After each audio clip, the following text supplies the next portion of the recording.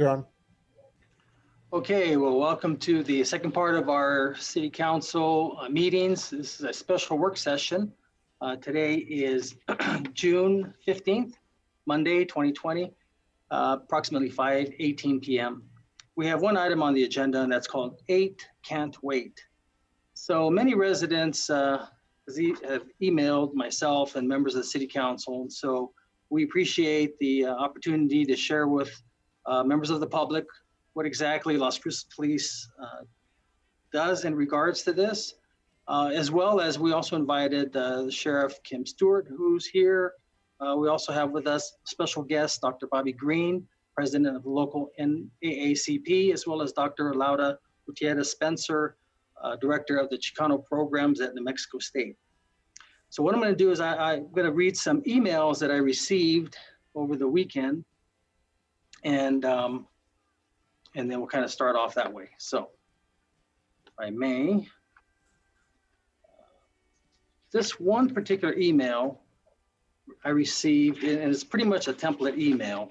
So I'm going to read the actual email, and then I'll read the names of all the people who signed on to that or duplicate emails.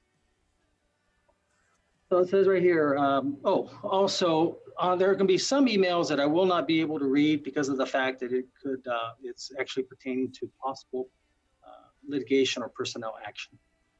Okay, so it says, Dear Mayor Miyagishima and the Las Cruces City Council, my name is Gail Tyree. I'm a resident of Las Cruces, and I'm emailing you this evening to demand an overhaul to our Las Cruces Police Department budget.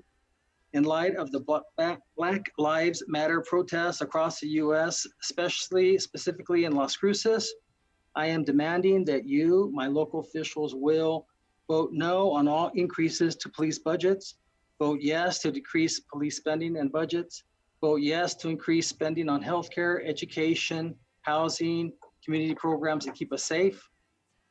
The militarized tactics that police departments are using against citizens is unacceptable and unwarranted. We have seen mounting evidence that police departments are racist and ineffective institutions that put citizens at risk of injury and death. The approved fiscal year 2020 budget allocated over 61% of our public safety funds to the Las Cruces Police Department. To ensure your dedication to our city and citizens, I demand that you defund the Las Cruces Police Department and start providing more support and funding towards community-based safety and social programs. This reprioritization will be necessary to prevent further police brutality and violence in the future. And finally, mark a turn from over-policing and incarceration. Black, Latinx, and indigenous communities are living in persistent fear of being killed by state authorities like police, immigration agents, or even white vigilantes who are emboldened by state actors. According to the Urban Institute, in 1977, state and local governments spent $60 billion on police and corrections. In 2017, they spent $194 billion, a 220% increase. Despite continued police profiling, harassment, terror, and killing in Black, Latinx, and indigenous communities, local and federal decision makers continue to invest in the police, which leaves these communities vulnerable and our communities no safer. Where could reallocated money go? It could go towards building healthy communities, to the health of our elders and children, to neighborhood infrastructure, to education, childcare, to support vibrant Black, Latinx, and indigenous futures. These opportunities are incredibly promising. For instance, consider the recent case in which a suicidal 81-year-old man was killed recently in a shootout with Las Cruces police. If social workers rather than armed officers had been sent in as first responders, his death may have been prevented and he may have gotten help that he needed. I join in solidarity with the freedom fighters in Minneapolis, Louisville, and across the United States calling for an end to police terror. Sincerely, Gail Tyree. And I have a list of names who basically sent the same email. Instead of reading every single one, I'm just going to read their names. So also signing off to this type of email, almost exactly, was Amy Pham, James Nance, Jean Thomas Tremblay, Alexandra Heller, Lillian Hayner, Jade Boyd, Camille Brown, Brandon Pina, Angela Thomas, Mia Penelope, Shannon Downey, Tess Drake, Kelly Carmichael, Shaylee Arvisu, Queen Marie, Megan McKinney, Phoenix Lopez, Santana Andazola, Danny Lara, Paul Schmidt, Justine Jimenez, Arizona Furphy, Rachel Roberts, James Davidson, Nathan Barone, Aaron Galindo, Cherokee Sullinger, Tori Pata, James Rogers, Sarah Jane, Hager Hassanin, Brianna Valdez, Ren T, Charlotte Flores, Alicia Garcia, Milda Christoupatis, Stella Lago Jones, Mackenzie Draney, Meg Fryermuth, Christopher Brett Barty, Ashley Rose Francia. Okay, a few more here. Says, as you are aware, New Mexico recently made national news through Rolling Stone's glowing article on our governor and how she's able to keep COVID-19 from spiraling out of control. Even though we are one of the nation's poorest states, then New Mexico made national news again, though in much less positive light. This year, according to the Washington Post, our state had the highest rate of police shootings in the country. We may be a relatively small city, but we're clearly not immune to the problems of violence from our police. Given the protests happening nationwide, citizens everywhere want to see real change in our communities. This is an opportunity for Las Cruces to address these problems, this threat to public safety in real time, the way Governor Michelle Lujan Grisham was able to get ahead of the novel coronavirus. I call on you to defund LCPD, remove their presence from Las Cruces Public Schools, and reappropriate those funds for social programs that actually bring help and healing to our community. Las Cruces can and should be a leader for change in police departments across New Mexico and the United States of America. Respectfully, Miranda Flores. Another one here is, I hope you will listen to the voices crying out from around the world. The need for change is dire. We must rethink the way we approach public safety. I am a concerned citizen of the city and I demand change. And that's from Rachel Roberts. This one's from Larry Giannini. Dear council and commission members, I hope you will do a thorough study of the 8 can't wait numbers. In addition, please consider reducing the legal immunity protections of the police and all government officials to an absolute minimum. Surely the goal should be that everyone is subject to the same laws and enjoying the same protections under the law. Please consider a local civilian review board of the police activity rather than sending hundreds of thousands of dollars to an East Coast consultant. Let's see here. This one here was just says, Las Cruces friends, police reform needs start here at home. Please contact Mayor Miyagishima and your city council today and urge them to implement the 8 can't wait measures in our city. These include banning chokeholds and requiring action to be taken to de-escalate the situation rather than immediately resorting to deadly force. And it listed all the various council members' names and email address. And that was from Al Scotton. This one here is from Bernadette Sanchez. It says, city council members, as a concerned citizen of Las Cruces, New Mexico, I would like to encourage you to purchase lapel cameras for all the police force and for the Doña Ana County Sheriff's Department. Without a doubt, these cameras could prevent further litigation against the city, county, and state. First of all, these cameras should make the cops realize that they're being watched and that they may practice some civil constraints in regards to killing people. It is not acceptable to brutalize anyone. Please do not tell me that there are no funds available. Mayor Miyagishima and the Las Cruces City Council disclosed at their meeting televised last week that funding is available for all sorts of business. He stated that money was cheap now and that the city should go ahead and take out loans in the millions. He kept saying money is so cheap. If money is so readily available, why not protect us from the police and their shoot first, ask questions later approach as their way of running the law enforcement? I am speaking from experience. We were stopped, harassed, and intimidated, and I was told to go to a shelter. I asked why. I have my own home.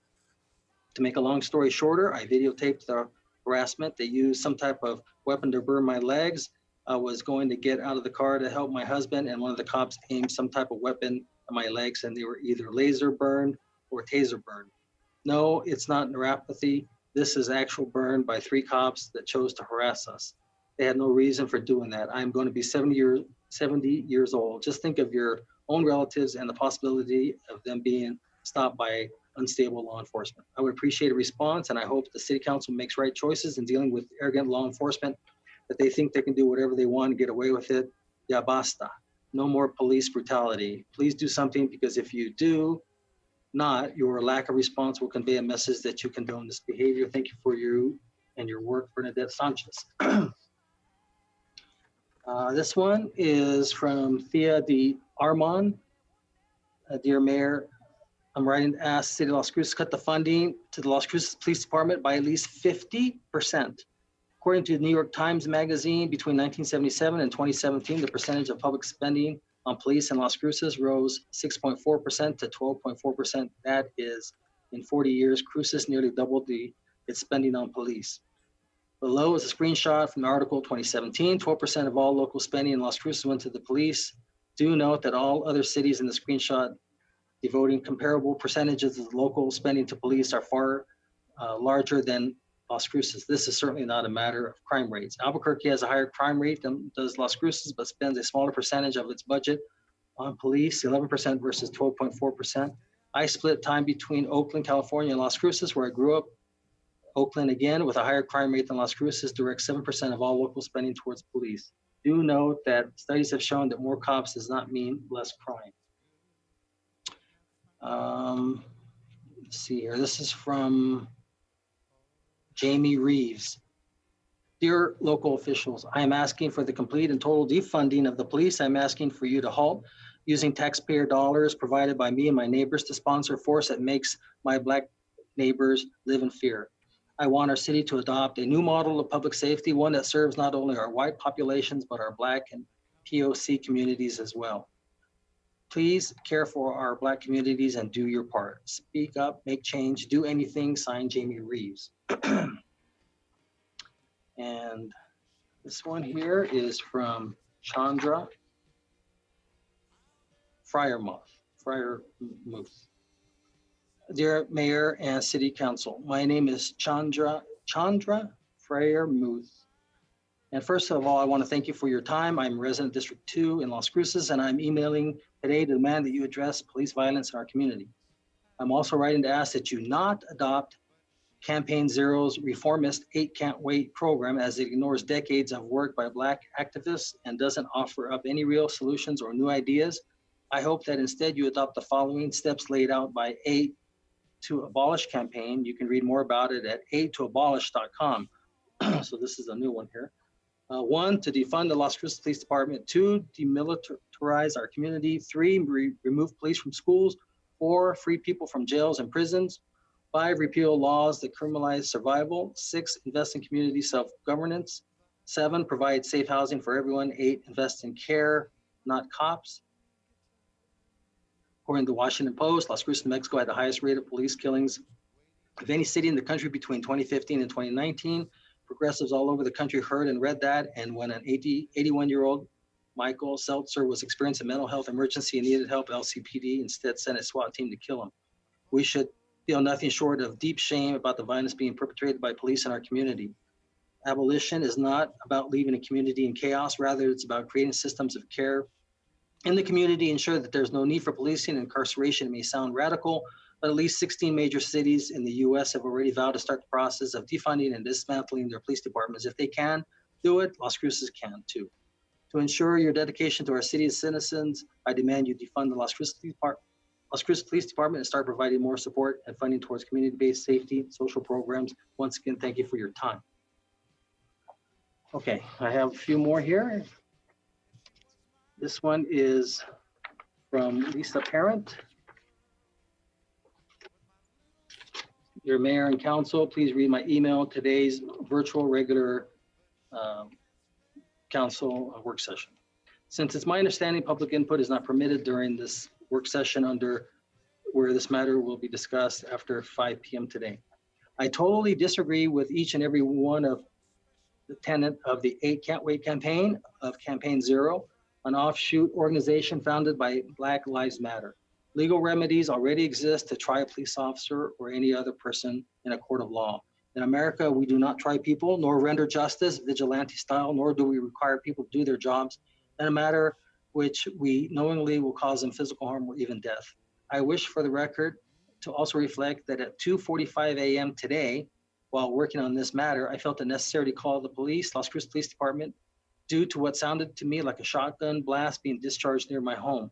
3 LCPD officers immediately responded to my 911 call, took down my husband's and my information, investigated the area from where I felt the sound came, and assured us that they would consult with other officers who have been called to our home in the past for similar issues. Their demeanor was professional, compassionate, reassuring. You seldom hear on the news of instances such as this happening because good news does not generate ratings or sell newspapers. Please do not adopt 8 Can't Wait. God bless Lisa. This one here is from Mariah. To whom it may concern, I know it's lengthy and you get a lot of emails, but I would appreciate if you read this in its entirety. I'm writing this in regards to the 8 Can't Wait initiative. I highly encourage you not to support the initiative because it is clearly a left-wing agenda. The police force continuum has been proven obsolete and was phased out in the 1990s. It was replaced with Supreme Court decisions citing objectionable reasonableness, Canton versus Ohio, Graham versus Connor. Most of the items that are on the 8 Can't Wait, the police department currently does. The police department already banned chokeholds, VNR, requires de-escalation, and most officers are already CIT qualified and complete biannual training. To require a warning before shooting is already established in Supreme Court decisions, and officers only have to do it when feasible.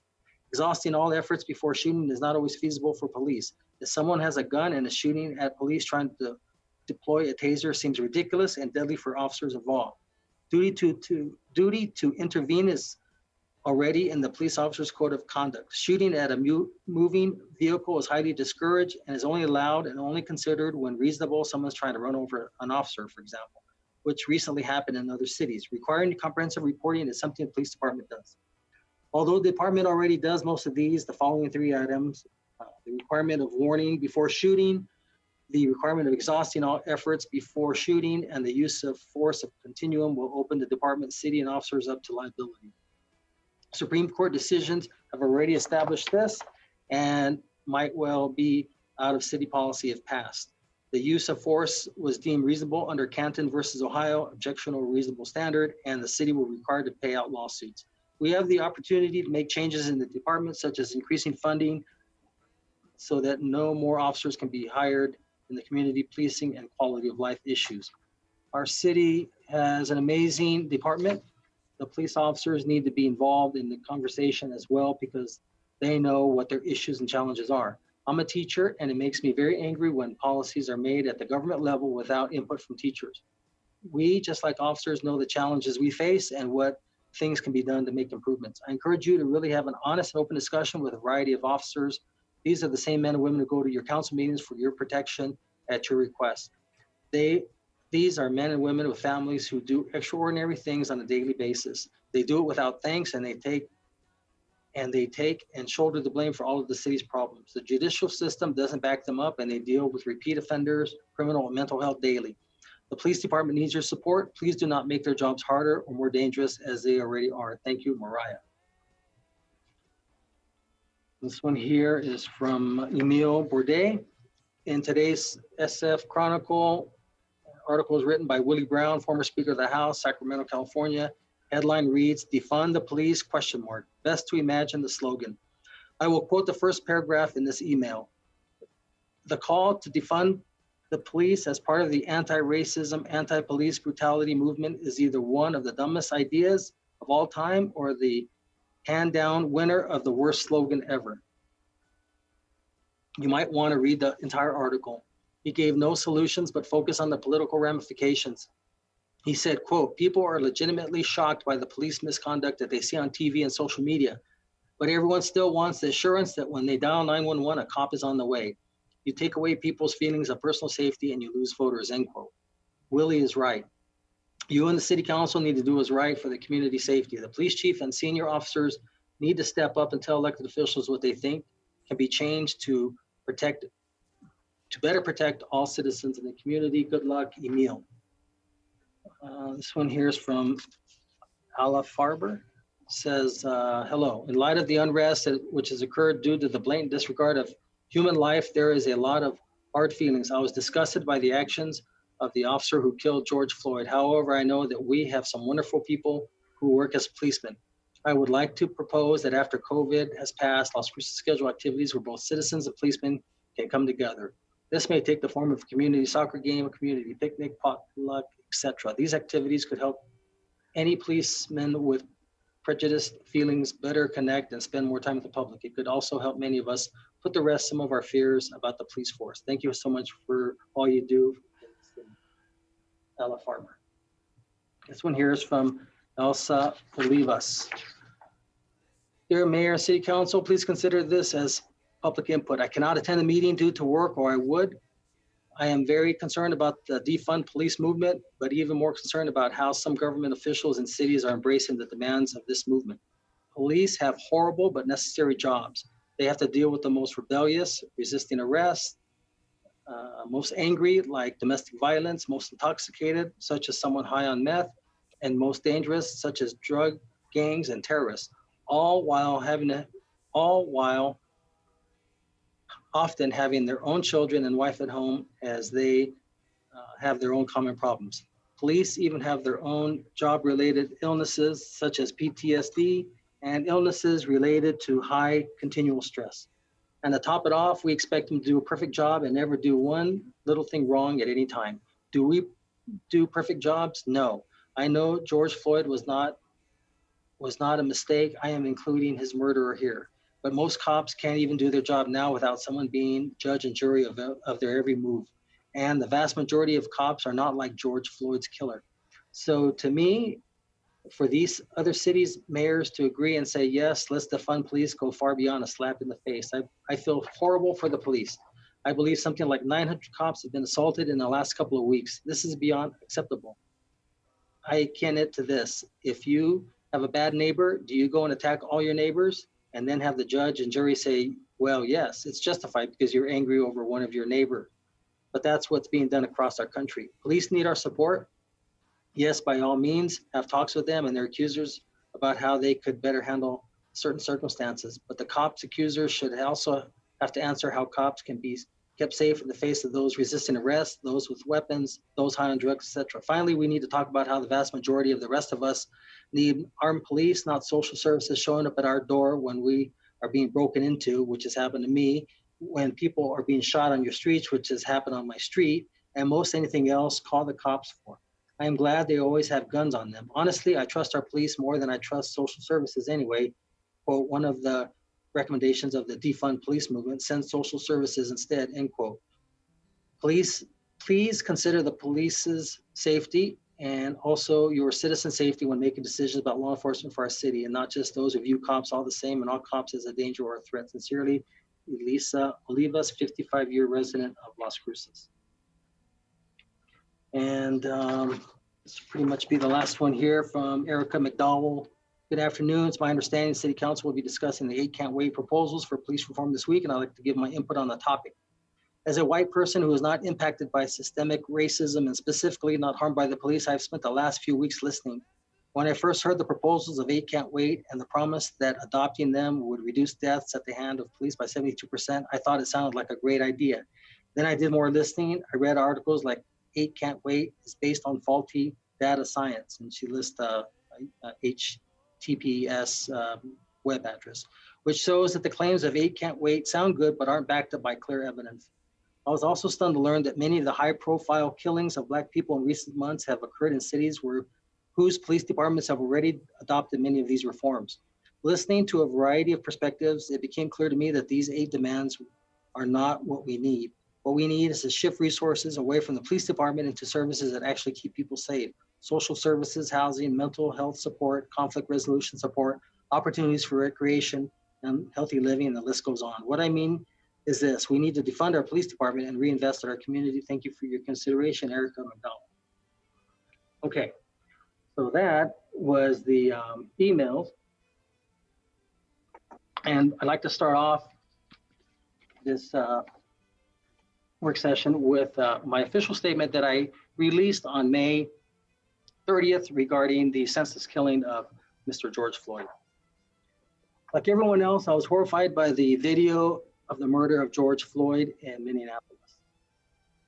This event, like the disproportionate effect of the coronavirus on African American, Hispano, and Native peoples, drives home the truth that life for many of us is experienced much more differently than it is for others. For all of our many strains, a weakness of our country has been a racism deeply embedded in our history, a poison that drags at our national consciousness and sense of ourselves as a good and worthy people. None of us is free from powerful misconceptions about others that compromise our humanity. None of us is unburdened by culture of blindness to our neighbors' suffering and long-standing willingness to let harm come their way. We are better than that, not just here in Las Cruces, but across the land. I pray that God will grant us the strength to learn from this tragedy, the humility to acknowledge inequities among us, and the opportunity to forge a better path for all of us that we can share. Sincerely, Ken Miyagishima. So, let me just say this. I start this work session by I want to read that statement again that I put in my letter about the humility to acknowledge inequities among us and the opportunity to forge a better path for all of us that we can share. So regarding the defunding of police, obviously we can't disband the police department, but let's just, but it is saying, but it is important for us to look and see what people mean when they are making this demand. And that to think about all that we ask police to deal with, like being first responders for homelessness, mental health issues, domestic disputes, drug addiction, youth offenders, a lot of which may better be addressed by social workers and other non-police professionals. We can work hand in hand with the police chief and department in figuring this out. And there was a short article that I was able to read in the Washington Post called The Defund Police. So when you read it, it's interesting what they talk about. And it's just basically, it talks about like what many of these letters say. And one of the things that I want to mention, let me just read this. It's pretty quick. Let me just read this article. Again, this is from the Washington Post, Christy Lopez, June 7, 2020. Christy Lopez, professor at Georgetown Law School, co-director of the school's innovative police program. Since George Floyd's death, a long simmering movement for police abolition has become part of the national conversation, recast slightly as a call to, quote, defund the police. For activists, this conversation is long overdue. But for the casual observers, the new direction may seem a bit disorienting or even alarming. Be not afraid, defunding the police is not as scary or radical as it sounds, and engaging the topic is necessary if we're going to achieve this kind. During my 25 years dedicated to police reform, including places like Ferguson, Missouri, New Orleans, and Chicago, it has become clear to me that reform is not enough. Making sure that police follow the rule of law is not enough. Even changing the laws is not enough. To fix policing, we must first recognize how much we've come to over-rely on law enforcement. We turn to the police in situations where years of experience and common sense tell us that their involvement is unnecessary and can make things worse. We ask police to take accident reports, respond to people who've overdosed, and arrest rather than cite people who have intentionally or not passed a counterfeit $20 bill. We call police to roust homeless people from corners to doorsteps, resolve verbal squabbles between family members and strangers alike, and arrest children for behavior that once would have been handled by a school disciplinary issue. Police themselves often complain about having too much to do, including handling social problems for which they are ill-equipped. Some have been vocal about the need to decriminalize social problems and take police out of the equation. It is clear that we must reimagine the role that they play in public safety. So defunding and abolition probably means something different from what you were thinking. For most proponents, defunding the police does not mean zeroing out budgets for public safety. and public abolition does not mean that police will disappear overnight or perhaps ever. Defunding the police means shrinking the scope of the police responsibilities and shifting most of what government does to keep us safe to entities that are better equipped to meet that need. It means investing more in mental health care and housing and expanding the use of community mediation and violence interruption programs. Police abolition means reducing with the vision of eventually eliminating our reliance on policing to secure our public safety. It means recognizing that criminalization of addiction and poverty, making 10 million arrests per year, and mass incarceration have not provided the public safety we want and never will. The abolition language is important because it reminds us that policing has been the primary vehicle for using violence to perpetrate this unjustified white control over the bodies and the lives of Black people that have been with us since slavery. That aspect of policing must be literally abolished. Still, even as we try to shift resources from policing to programs that will better promote fairness and public safety, we must continue the work of police reform. We cannot stop regulating police conduct now because we hope someday to reduce or eliminate our reliance on policing. We must ban chokeholds and curb the use of no-knock warrants. We must train officers how to better respond to people in mental health crisis, and we must teach officers to be guardians, not warriors, to intervene and to prevent misconduct and to understand and appreciate the communities they serve. Why must we work on parallel tracks? First off, police will not be defunded or abolished anytime soon, and we cannot wait to make changes that they will save lives and reduce policing harm now. Experienced advocates know this. This is why, for example, Campaign Zero launched the 8 Can't Wait campaign, which urges law enforcement agencies to immediately adopt the 8 uses of force reforms, even as it continues to divest or invest strategy to end police killings. Now, all of you, Adrian, do we have this up, the 8 items, 8 items for 8 Can't Wait? I don't know if we have that available. I could get it available shortly. Okay, so what I'm going to do is I'm going to now turn it over to, I think I mentioned to you, we have Dr. Barbara Green from President NAACP. Mr. Rux heard me, correct me. Dr. Laura Gutierrez Spencer, Director of Chicano Programs at NMSU, Sheriff Kim Stewart, and Deputy Chief Miguel Dominguez. Chief Galler was not able to be here today, so Chief Dominguez is here. And so, Chief Dominguez, I was just hoping, if you don't mind, if you could go over these items that are in the 8 Can't Wait, and if you could describe to us if Las Cruces Police uses any of these or has removed them, or basically give us an update on these items, please.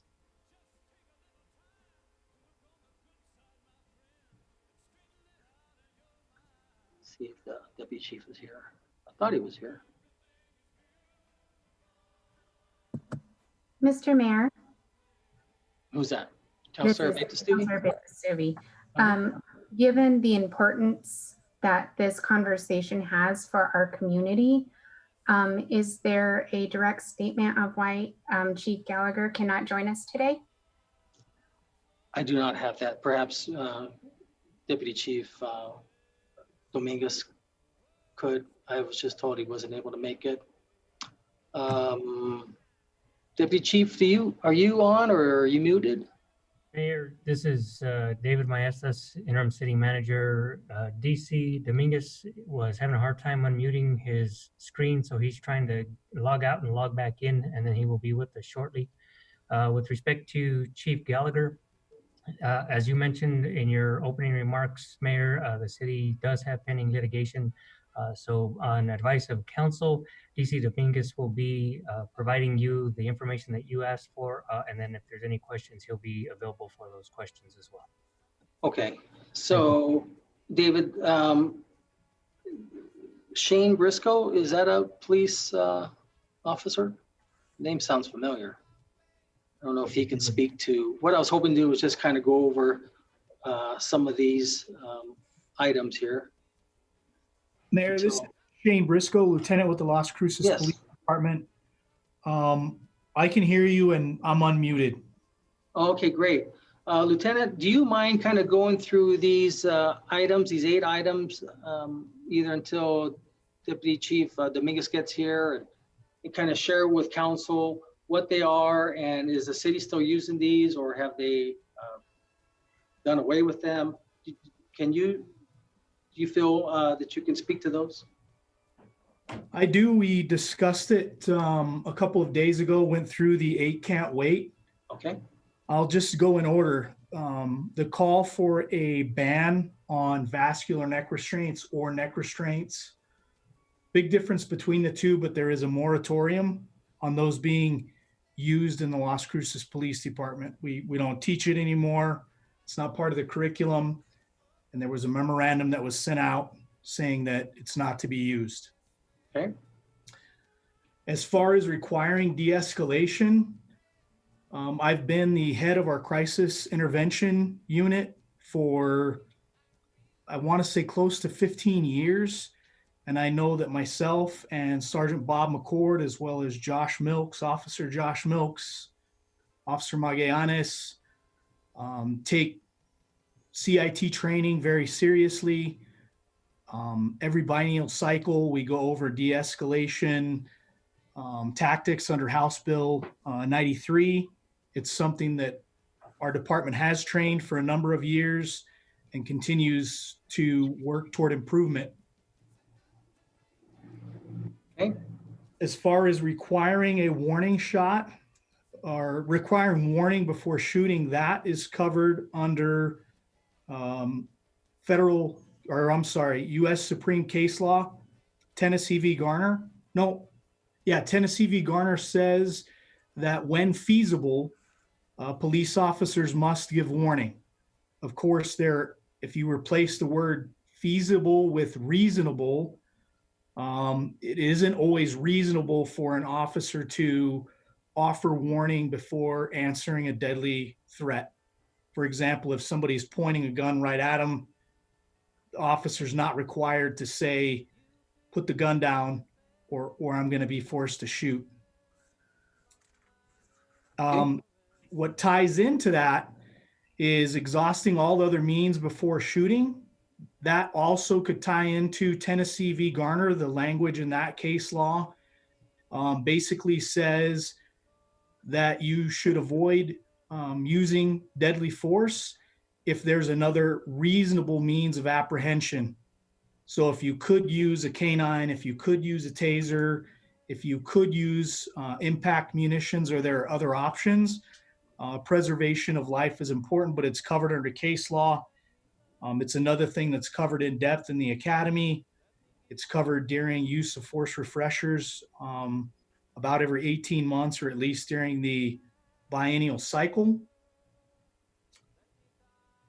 okay. Let me scroll down on the notes here, Mayor. Duty to intervene is something that we have discussed. It's in policy under conduct unbecoming, but in light of recent events, and we're always evaluating how to do things better, we're drafting a policy that would address that.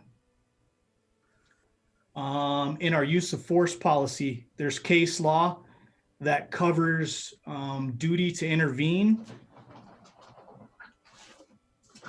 In fact, duty to intervene is covered under Samuels v. Cunningham and Jones v. City of Hartford. Previously, that has not been specifically included in our use of force policy, but we've already drafted a newer version that will cover it under policy.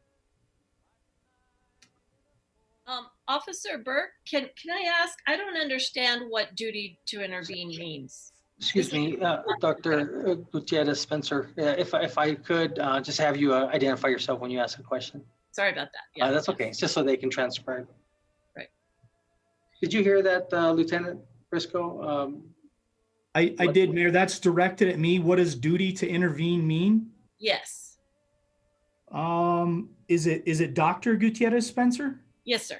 Dr. Gutierrez Spencer, that basically means that law enforcement has a duty to step in when they observe one of their fellow officers doing something inappropriate. I see. Okay, thank you. Okay, so you changed the list on me here. Yeah. Let me make sure I'm going in order. Yeah, good. So we're next is ban shooting at moving vehicles. Ban shooting at moving vehicles is covered under actually quite a few case laws. I believe 2 from our 10th Circuit, and I apologize, I'm not going to be able to quote them to you. But essentially what it says is that a law enforcement officer has a right to defend themselves from a deadly attack in whatever manner they see fit. The stipulation in the case law is that a police officer cannot put themselves in a position of peril to justify a use of deadly force. Plain language, you can't step in front of a car and then use deadly force to stop the driver. But if the driver's trying to run you over, you can answer that threat with deadly force. Okay.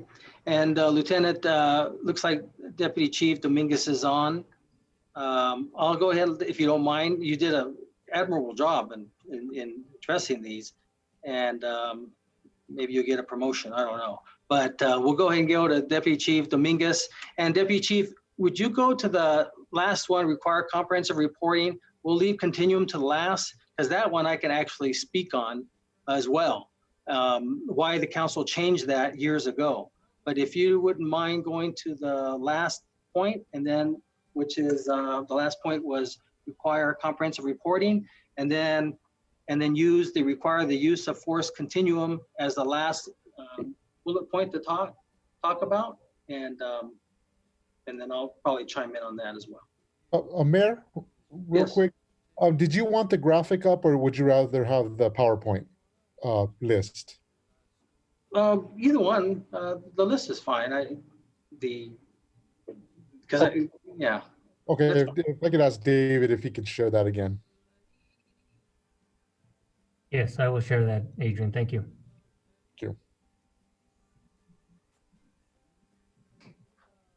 Not your picture, David. The list. Darn it. Thank you, Mayor. I'll switch it up to the list then.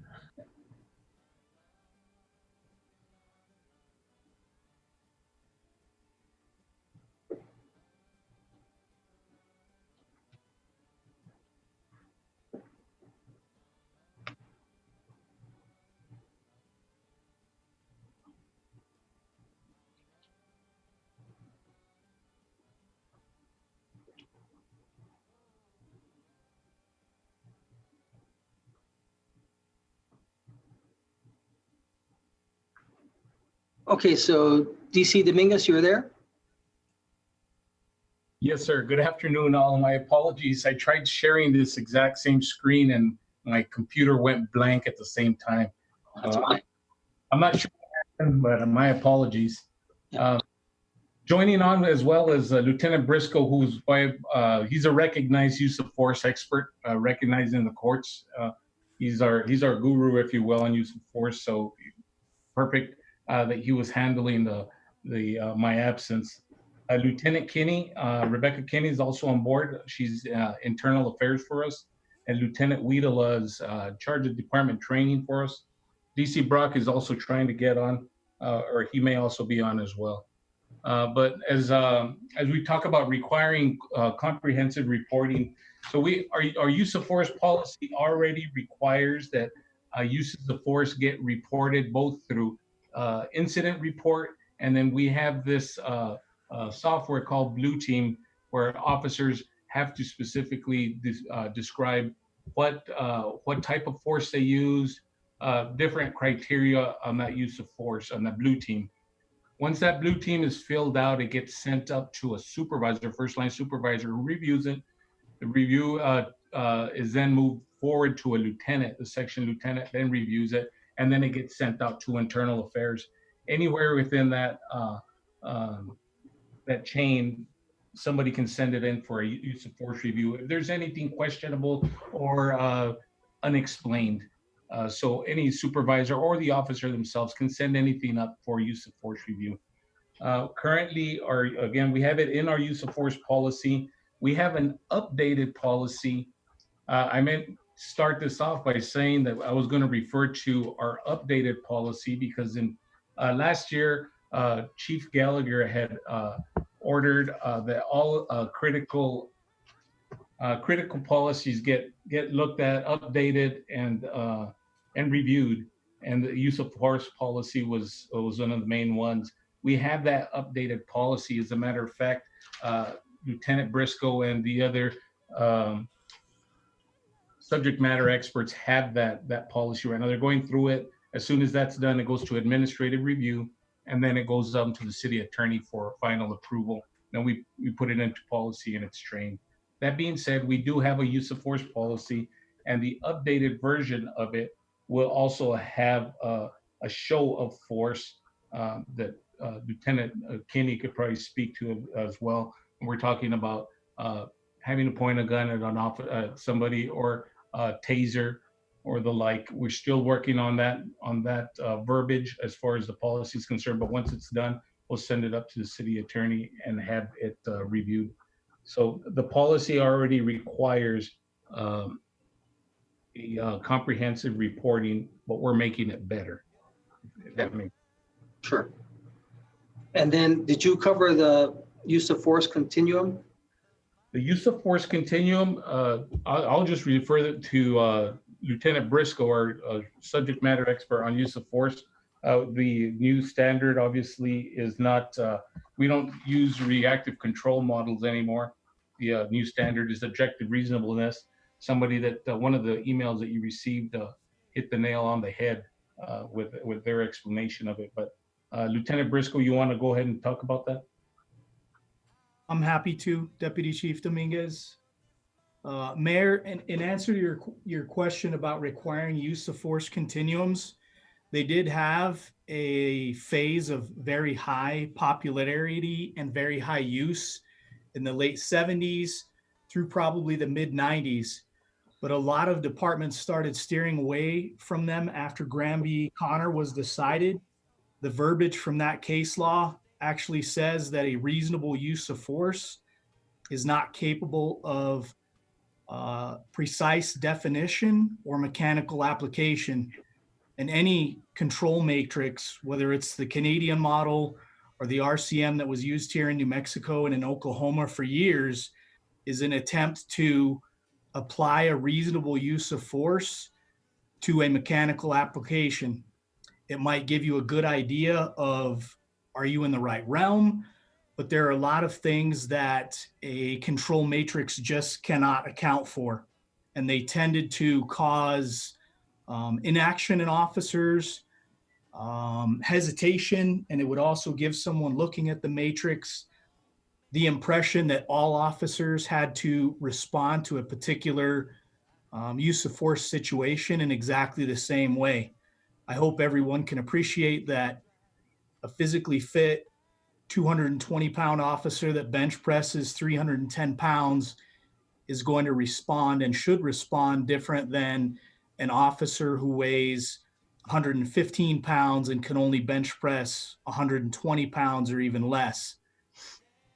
So most of our use of force instructors in the city of Las Cruces Police Department have either been to the New Mexico Department of Public Safety's new school, which teaches on basically what's called the federal model using case law, Graham v. Connor, Tennessee v. Garner, a couple of the cases that I already mentioned, Scott v. Harris.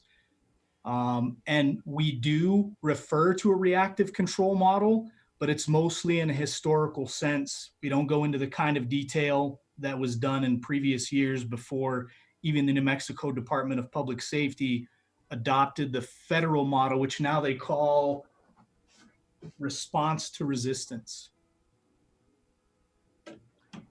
Very good. Okay, well, thank you for that. So what I'm going to do is I want to ask our guests, Dr. Green or Dr. Gutierrez Spencer, if they have any questions, and then I'll go. I see Councilor Bencomo has a question, but Dr. Green, do you have anything you would like to ask on these 8 items?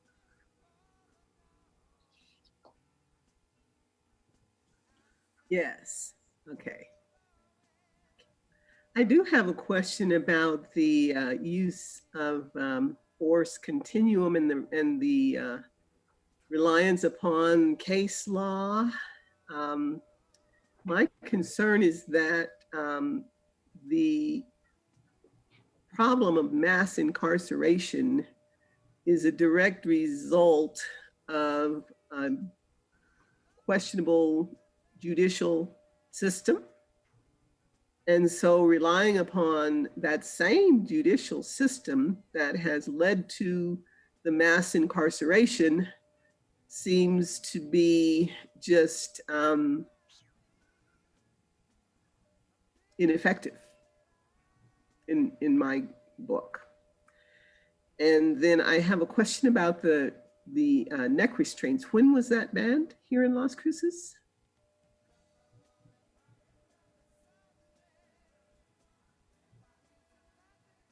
Chief Dominguez? Deputy Chief Dominguez, Yes. in response, Mayor Bobby Green, or Dr. Bobby Green, in reference to the vascular neck restraint, that was the chief put out a directive on March 2nd of this year banning the use of vascular neck restraint. Okay. So in the case of Anthony Valenzuela?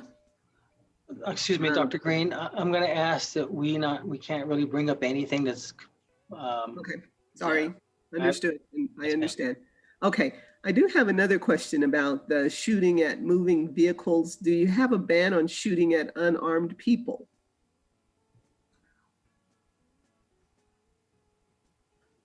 What's the policy on an unarmed person? Deputy Chief Dominguez, this is Lieutenant Briscoe. Do you want me to field that question or would you prefer to field it? Go ahead, Lieutenant Briscoe, I was about to tell you. Dr. Green, Mayor Miyagishima, our use of force policy is very much in line with case law.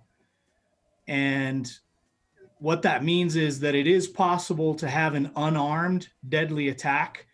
So if somebody is, even without a weapon, posing an imminent threat of death or great bodily harm to an officer, there might be circumstances that exist that still deem a deadly force or a use of deadly force as reasonable on the part of the officer. So in answer to your question, Dr. Green, specifically, no, the use of force policy does not prohibit or ban a use of deadly force against an unarmed person, but certainly all of the training would discourage such an action. Okay, then my other question is the comprehensive reporting. Who's doing the reporting and who are they reporting to?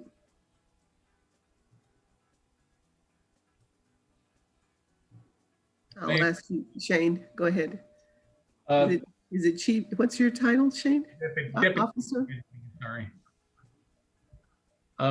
So the comprehensive reporting is done through an incident report, first of all, just a normal everyday police report. Then on top of that, we have our internal Blue Team police, our internal use of force called Blue Team.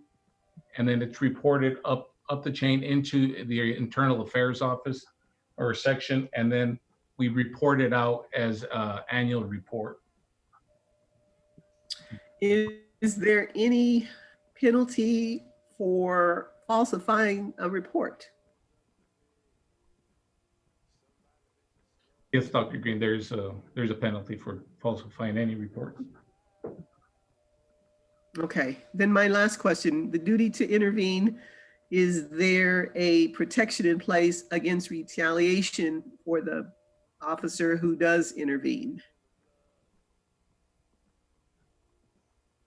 Can they report, can they intervene anonymously? Can they, I mean, it seems like the reluctance on the part of the officer who wants to intervene is that the retaliation is going to be severe. Dr. Green, Mayor Dr. Green, there would be I mean, we cannot stop that from somebody being afraid that they're going to be retaliated against. But if we find out, police department will take care of that issue. We will investigate it and find the policy violation. We will make sure it gets taken care of to make sure that officers are willing to intercede and report those instances. Thank you. Thank you, Dr. Green. Dr. Gutierrez Spencer, did you have any questions you'd like to ask? Yes, thank you very much. So one of my questions is, do we have any sort of citizens review board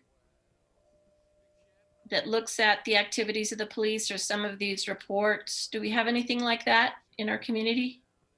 Dr. Gutierrez, let me just share with you, we do not, and I'll be candid with you. It was something that in 2007, when Councilor Silva and I and Councilor Small were elected, there were some calls for a citizen review board. I'll admit that I'm not supportive of that. I've seen this work in other areas, and frankly, it slows the process down, and what you hope would be kept confidential is not.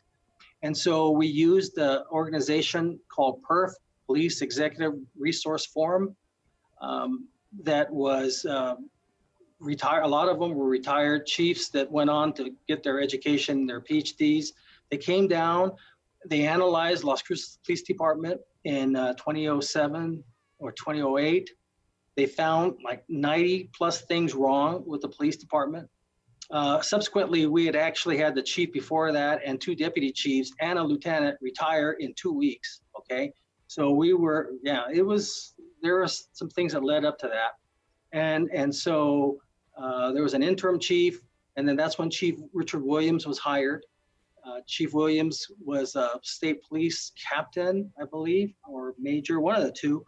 And, you know, he loved when he had assignments in Las Cruces, he got the job. He immediately, almost in 1 year, cleaned up those 90 issues. He realized that the department didn't have any senior leadership. He elevated, at that time, Lieutenant Jaime Montoya to a deputy chief. And I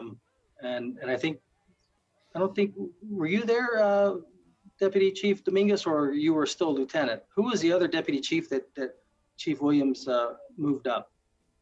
Mayor at the time, that it was Chris Miller, and then Chris Miller, that's right.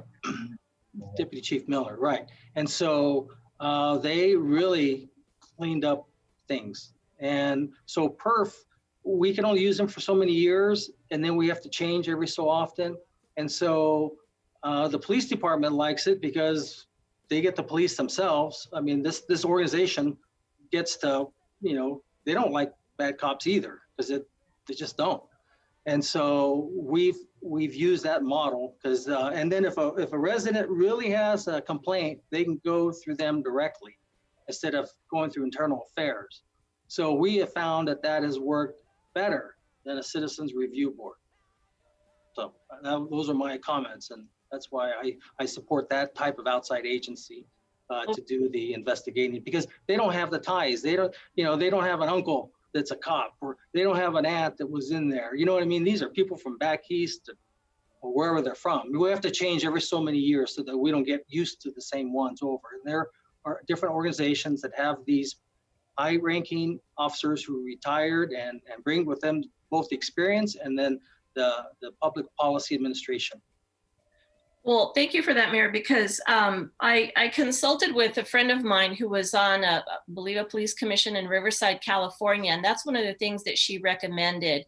She was on there for a number of years, and she was a professor at the local community college, and she learned a great deal. And one thing she said was, she urged was transparency, transparency, transparency. They did have a citizens review board, but one thing that they required, she said that was very important, was that no one on that board have any connections either to government or the police force.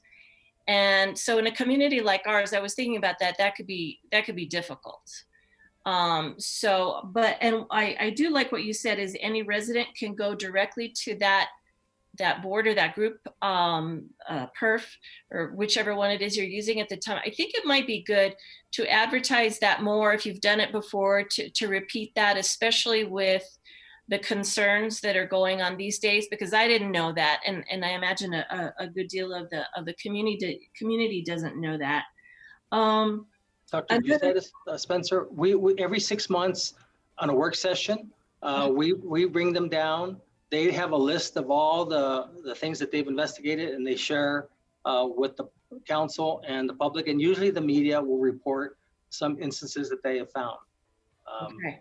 Yeah, and so typically how it goes, and a lot of times I get involved at the initial level, but there's been a couple times that I've had to kind of move it up the chain to this organization, or that they themselves can do it. But usually, you know, they sometimes feel better if I do it. And the person that is, you know, sometimes they're a little intimidated. And so, but almost all the times that I've sat down with the individual themselves,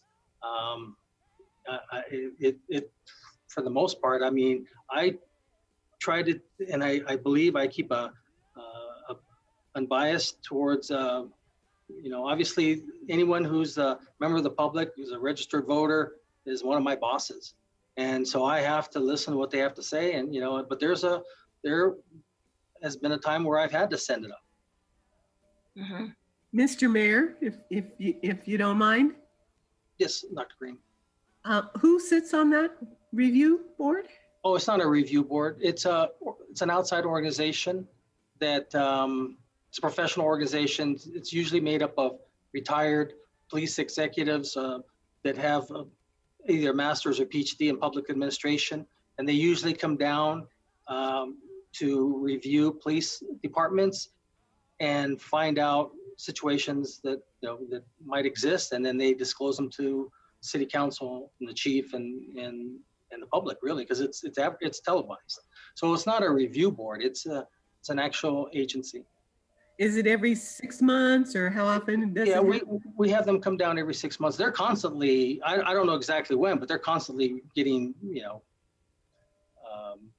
things sent to them from the police department on issues, whether it's internal affairs or things of this nature that go up to them for them to have another set of eyes. Mhm. Okay. Dr. And- Bucettis, Spencer? Yes, thank you, Mayor. So another question I had was, well, I'm starting off with a comment, really. I do have an idea that I do agree with the idea of having social workers or the other people that are really well trained in mental health issues involved in our community work, and, you know, accessible to 911 dispatch, et cetera. I mean, I've had instances at the university where some, you know, students or former students have showed up acting very erratic, and later, you know, I thought the person was under the influence of a drug, and later a mental health professional explained, no, it's not that he's under the influence, it's he's off his medications and therefore, you know, displaying these physical symptoms and other things. And it, you know, it's a lot to ask of police officers, and we do ask them to do so much. And so, and I think also because of so long, no matter who the police officer is, many in our community have suffered from unfairness in the past. So many in our community have had negative experiences either here or somewhere else. And so when I've heard of friends who've done a wellness check for a friend, and a police officer or officers respond, that can escalate easily. Not even if the officer is behaving in a manner that supports de-escalation, or, you know, trying not to escalate things, but those fears can be, you know, instantly ignited. Whereas if we could send someone else with a much more specific mission and you know, an identity, not with the badges and not with the guns, I could see that as a real, and there have been cases where I have not called the police in Las Cruces for a number of reasons. because either one person was wealthy and white and the other was poor and black. And I was afraid, you know, they weren't going to get equal treatment. There've been a number of cases. That's just one of them. And if we had an alternative, however, my worry with that approach, I still have a worry with that approach, and my worry with that is training of the dispatch. And I have never heard, you know, anything about dispatch in Las Cruces, but I watch some of those, you know, true crime TV shows, and you actually hear the dispatch people, and you're like, oh my God, what are they saying, or why aren't they reacting, or etc. And actually, I was in one situation in Las Vegas, Nevada, where someone was breaking into the apartment below me. And I saw the officers from my second story window. I saw the officers come in their car. I saw them get out of the car, bring out their guns. They were looking for the person that was breaking in. And there was a little terrace that went out over that apartment. And the dispatcher told me to go out there and see if I could find the guy. And I said, no, thank you. There are police officers running around with guns. I'm not going out there, you know. So anyway, so. Uh-oh, looks like you might have frozen there, Dr. Gutierrez Spencer. Any further questions, Dr. Green? And then I'll go to Counselor Bencomo, who has her hand up. I do have one more question.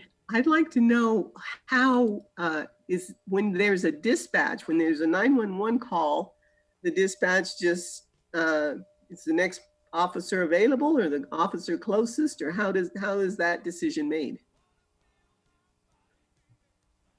Mayor, Dr. Green, we have different districts, or police districts are different than city council districts. And we have officers within each district. So it depends on where the call is and what the call volume is in the district. Sometimes depending on the type of call, they might send officers from other districts to assist.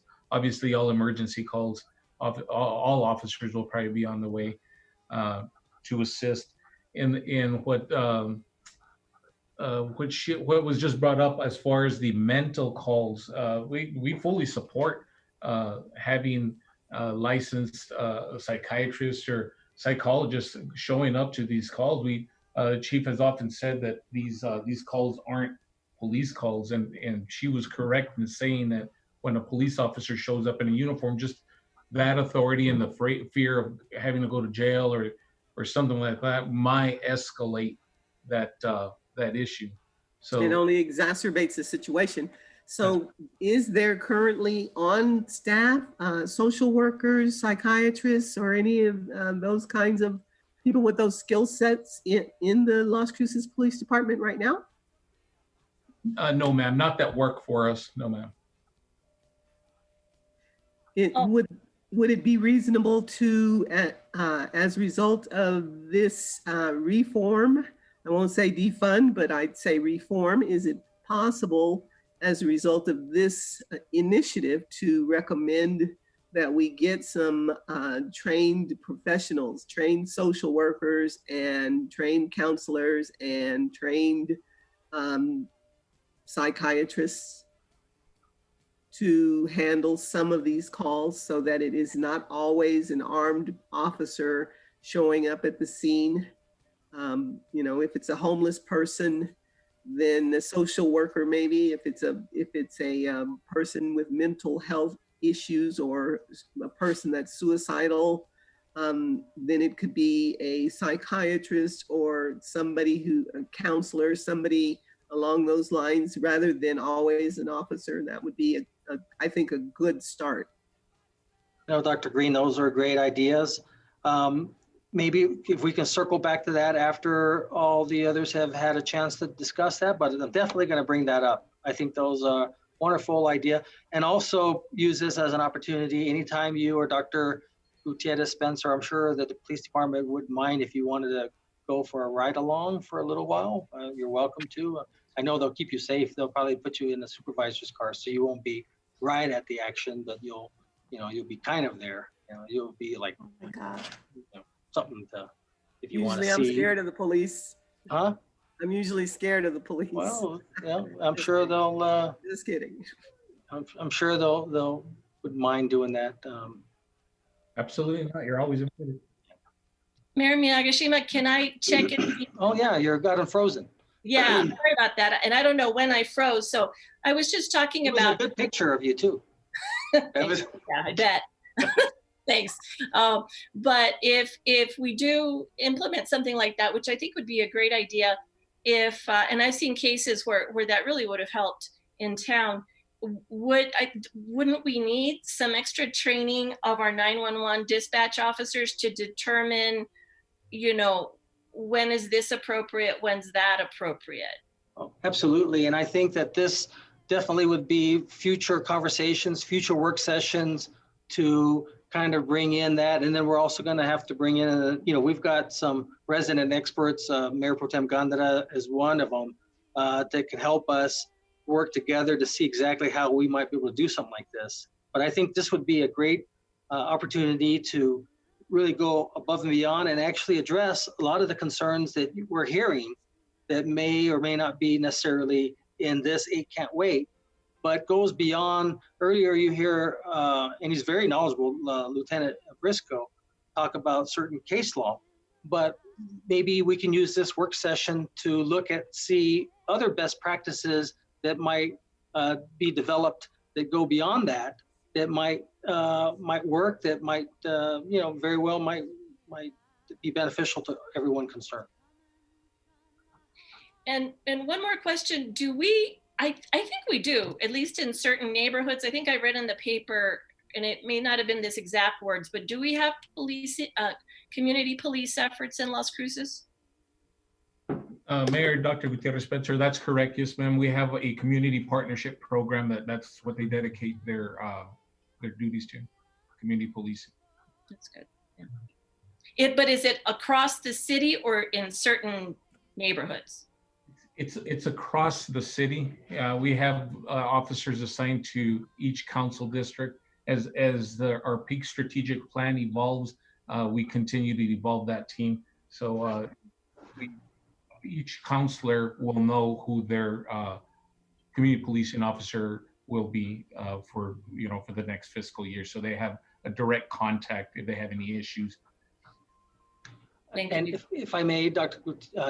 Gutierrez Spencer and Dr. Green, I think you've been pretty good, everybody. And I've been negligent in not asking you to repeat your name when you say something because they're having a little trouble transcribing that. Sorry. Okay, so you're good, both doctors for now, and then I'll go to the council members. And then we're going to circle back to, before I forget, Dr. Gutierrez Spencer, I'm sure Las Cruces Police wouldn't mind if you want to do a ride along. Also, maybe you can go with Dr. Green, Hey, there's an idea. We can buddy up.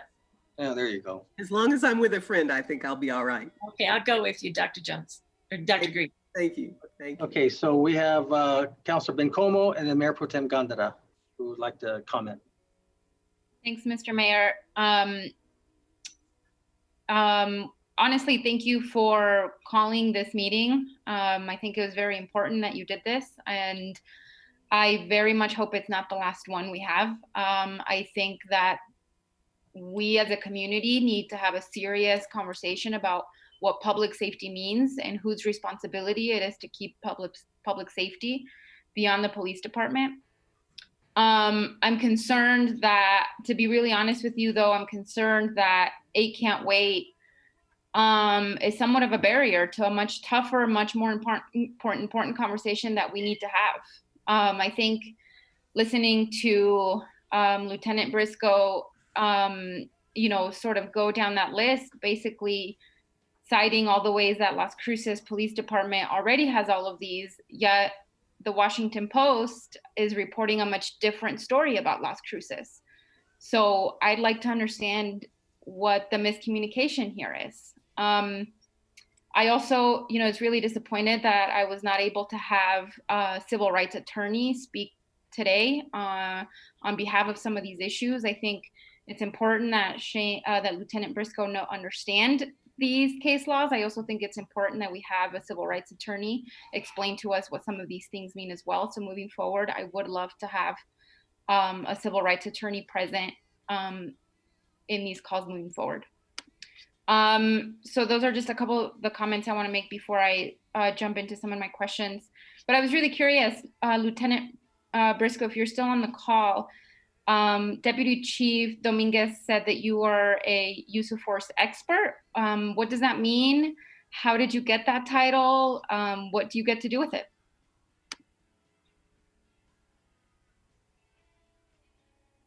Okay, Councilor Bencomo, Mayor Miyagishima, if I understand the question, you just want to know how I became a use of force expert and what that entails. Yes, sir. On accident, truthfully, Chief Richard Williams, who was mentioned earlier, asked me through the course of my duties to basically start doing use of force review, meaning that, as Deputy Chief Dominguez alluded to earlier, during a review process, somebody said, hey, we're not sure if this is a reasonable use of force or not. Somebody probably really needs to take an in-depth look. So I reviewed it. I submitted a memo to Deputy Chief Richard Williams, and then he dropped my name to a couple of attorneys as being able to explain things. And I was contacted initially by Rusty Babington of the City of Las Cruces Attorney's Office, and he asked me to do an expert opinion.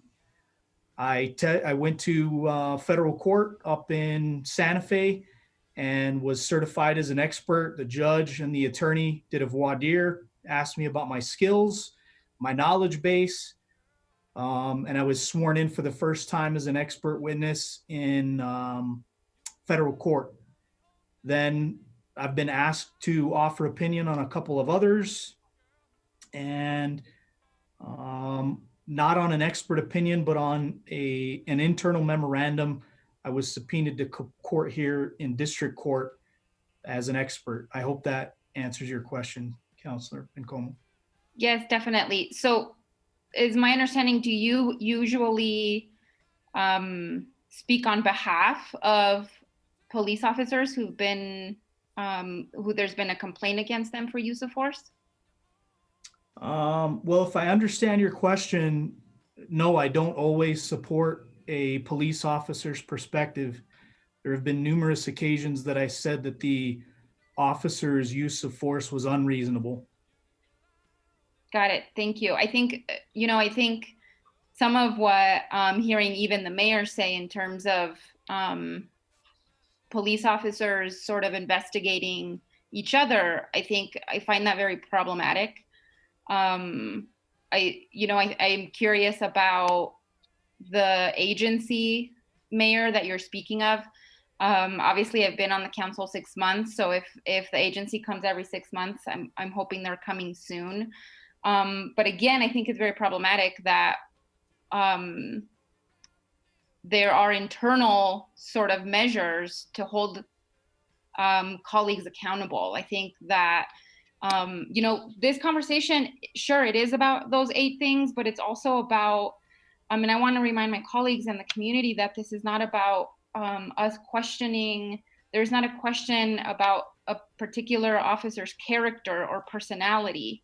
This is about questioning the systematic flaws that have plagued law enforcement for a really long time. The lack of accountability, the lack of transparency, the impunity, right? And I think some of those things have sort of become true in law enforcement because of some of these issues, right? Where there's officers sort of that get to police each other. And I find that very problematic. Mr. Mayor, do you know when this agent, so first of all, what's the name of the agency? And then do you know when they're coming to us again? Yeah, if I may, Counselor, when I say, I'm talking about cops, if they see a bad cop, they'll turn them in. That's what I mean by police them. Who is they? Like I said, if a cop sees a bad cop doing something, they'll turn them in. Police have actually reported other police to this outside agency. Second, I seem to recall that they were supposed to come in either November or December, and I can't remember if the lead person became ill and wasn't able to make it. David might be able to have that new name. Like I said, it used to be Perf. We've changed it 2 other times because we've had it for a few years. I think every 3 or 4 years we have to go out and bid for a new organization. Or maybe even Jennifer may know it. I don't know if Jennifer's on there. So I don't know the name of it. Mr. Messes, do you know if we have that agency's name?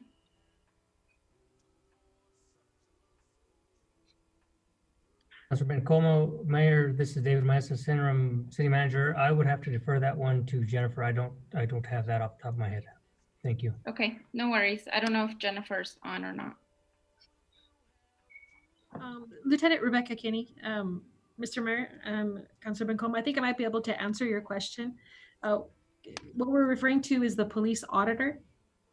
And our previous auditor we had from August of 2014 up through 2019. And that was PSSG. That was the most recent police auditor that we had. Currently, we do not have an auditor in place, but it's in process, my understanding. And who gets does the council get to choose that auditor? I would have to defer to Ms. Vega Brown on the process, or Mr. Dollahan.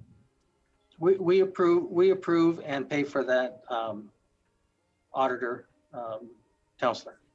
Mayor, The contracts come to us. Oh, sorry, this is Jennifer Vega Brown. That goes out to an RFP process. It is reviewed by the SAC. The SAC creates the RFP, and we are in the process of finalizing the RFP. We had to make some changes to it based on some additional input, but it is created by the SAC, and then the final contract is approved by council. I'm sorry, you're gonna have to explain to me what the SAC is. Selection Advisory Committee. It's part of the RFP process. Oh, and this is RFPs for everything and anything.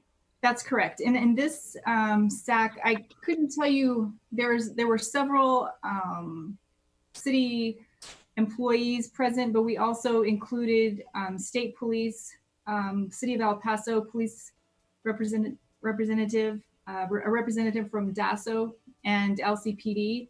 We also had the City of El Paso internal auditor present. We had our internal audit team present.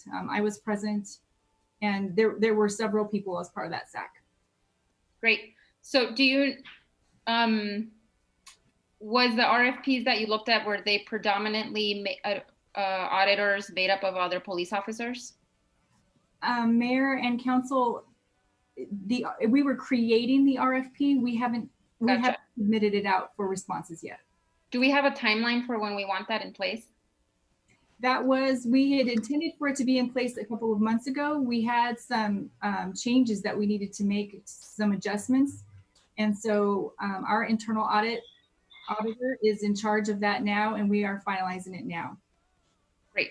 I mean, I think the moment we're in, right, sort of calls for the urgency in this. I think I would definitely like to see that come to a close pretty soon. But thank you, Jennifer. I appreciate that. Thank you. It is priority. Thank you. Does the general public get to review the RFP process and the candidates, or is it? That's Dr. Bobby Green speaking. Yes, thank you. I'm sorry, ma'am, could you please repeat? My question is, does that RFP get reviewed, or the candidates who submit their proposals, does that get reviewed internally, or is there an opportunity for community members to review the candidates who submit proposals? There are members.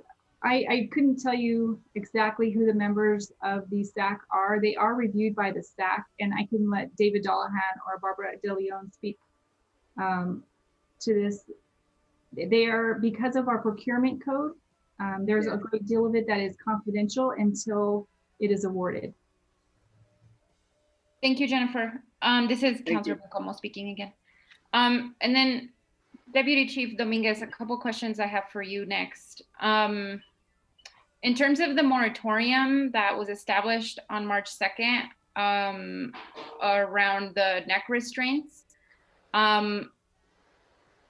and then I think Lieutenant Briscoe said they're not being taught in the curriculum. Is that since March 2nd as well? Mayor and Councilor Bencomo, that's correct. And they're not in use. Deputy Chief, what are the policies and procedures around accountability in terms of what happens if one is used, if an officer during this moratorium piece or when it's banned does use a neck restraint that ends up in severe injury or death? Mayor, Councilor Bencomo, they aren't in use. However, I'll refer to Lieutenant Briscoe so he can explain how it is if an officer's life is in extreme danger, you know, they would be allowed to use whatever it is to stay alive. Lieutenant Briscoe, you wanna add to that? Yes, Deputy Chief Dominguez, I'd be happy to answer that. Councilor Bencomo, Mayor Miyagishima, this is a great topic that I feel like we've kind of touched around. And I want to make a clear distinction. There's a difference between an excessive use of force and a use of force that is out of policy or not consistent with the best practices of law enforcement. An excessive use of force can be a policy violation, or it can move all the way up to a violation of law. So if an officer tonight were to use any kind of neck restraint, of course it would be reviewed. It would be investigated criminally. If there were criminal charges that needed to be filed, they would, and would also go for a review. So it's possible that even though it would be out of policy, it would be found to be a reasonable use of force. So if it was, like, say, deadly force circumstances, the officer's fighting for his life, he uses it, that could be a reasonable use of force under criminal investigation and under internal affairs, but it would be a policy violation, and the officer would get disciplined. So who would ultimately get to decide that, Lieutenant? Councilor Bencomo, Mayor and Council, sorry, I'm going to interrupt. Sorry. I'm going to advise that why not discuss this particular topic further. We are in active litigation, and I would advise that we talk in general terms, but not about this specifically. All right, thank you, Jennifer. Any other questions, Councilor Bencomo? Before Yes, we go? I'll just move on. In terms of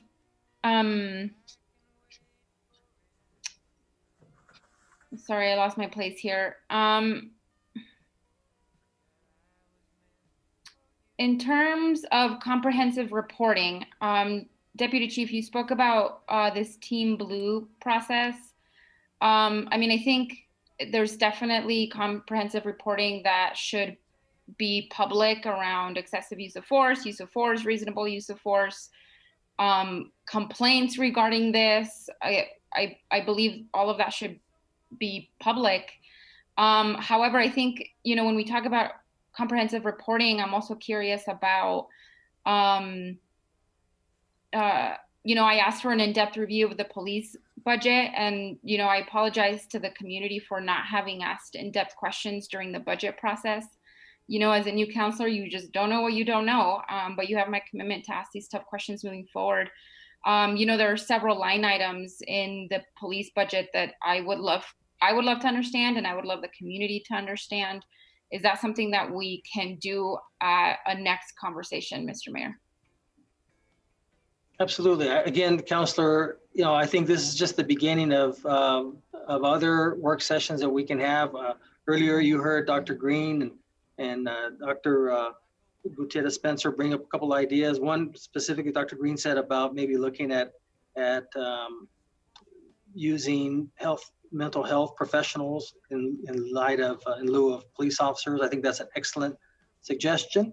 So I can envision us having additional work sessions on this and seeing how we can actually make meaningful reform to help both the community, those affected, the police department, and everyone who wants to see some change.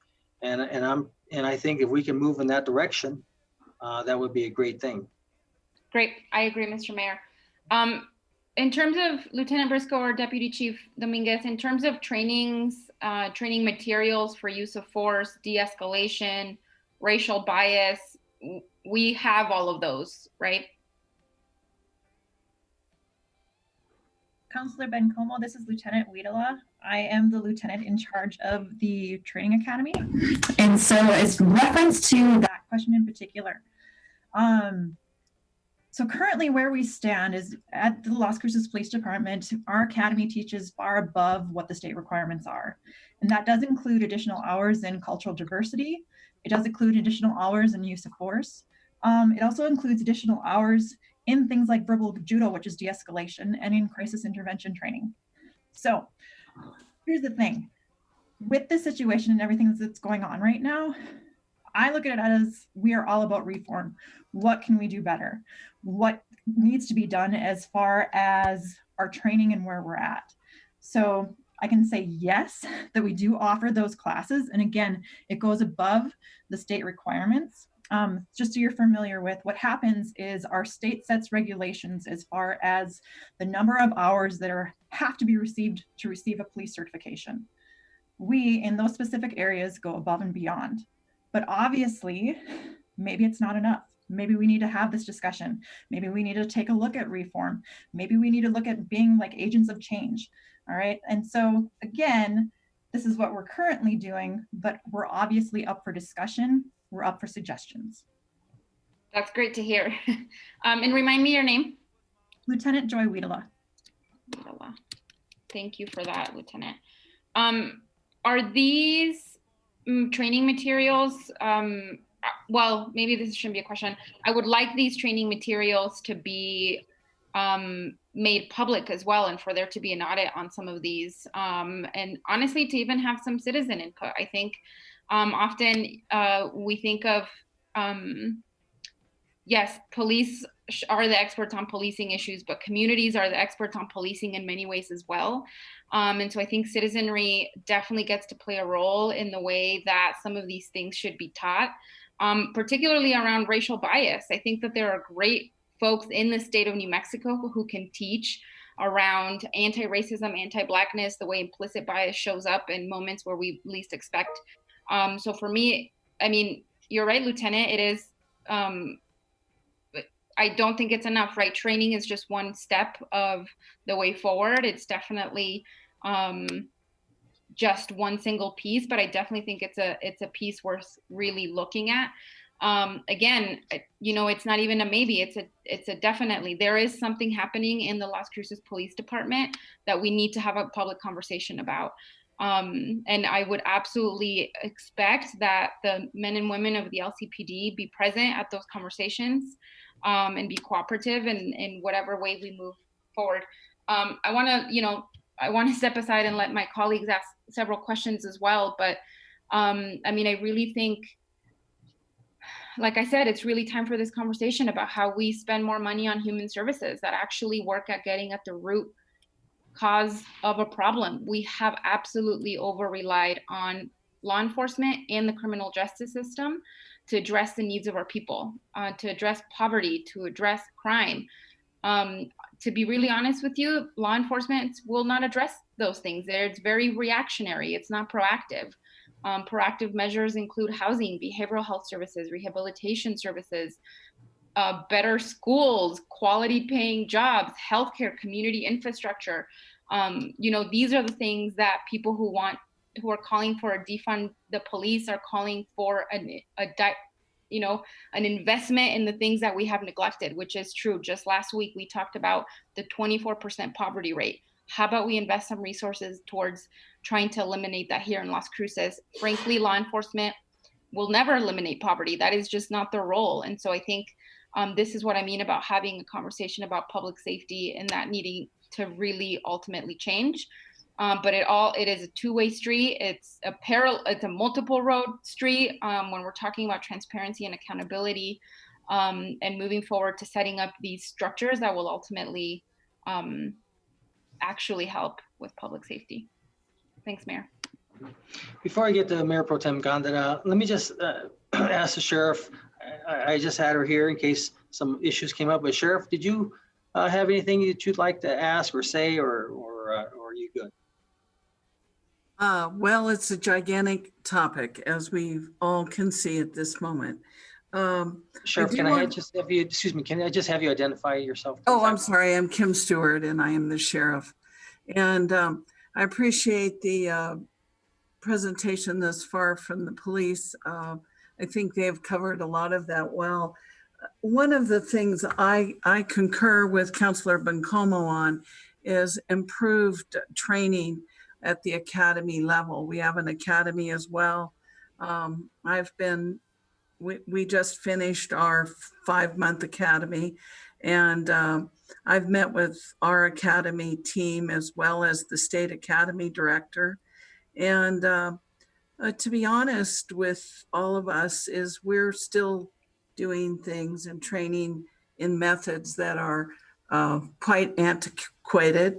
Yes, we do know about policing, but teaching is actually a profession. So I have even looked at our own situation and said, maybe we should reach out. There is a proposal through the community college, Doña Ana Community College, to have a regional academy. And I am at this moment supportive of that. It's one thing if we want to bring folks from that situation back into our fold at the end of their 3 or 4 months and have hands-on in terms of shooting and so forth.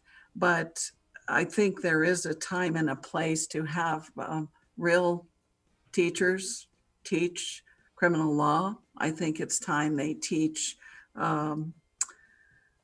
these more academic areas that, as has been mentioned with any kind of cultural bias training, etc.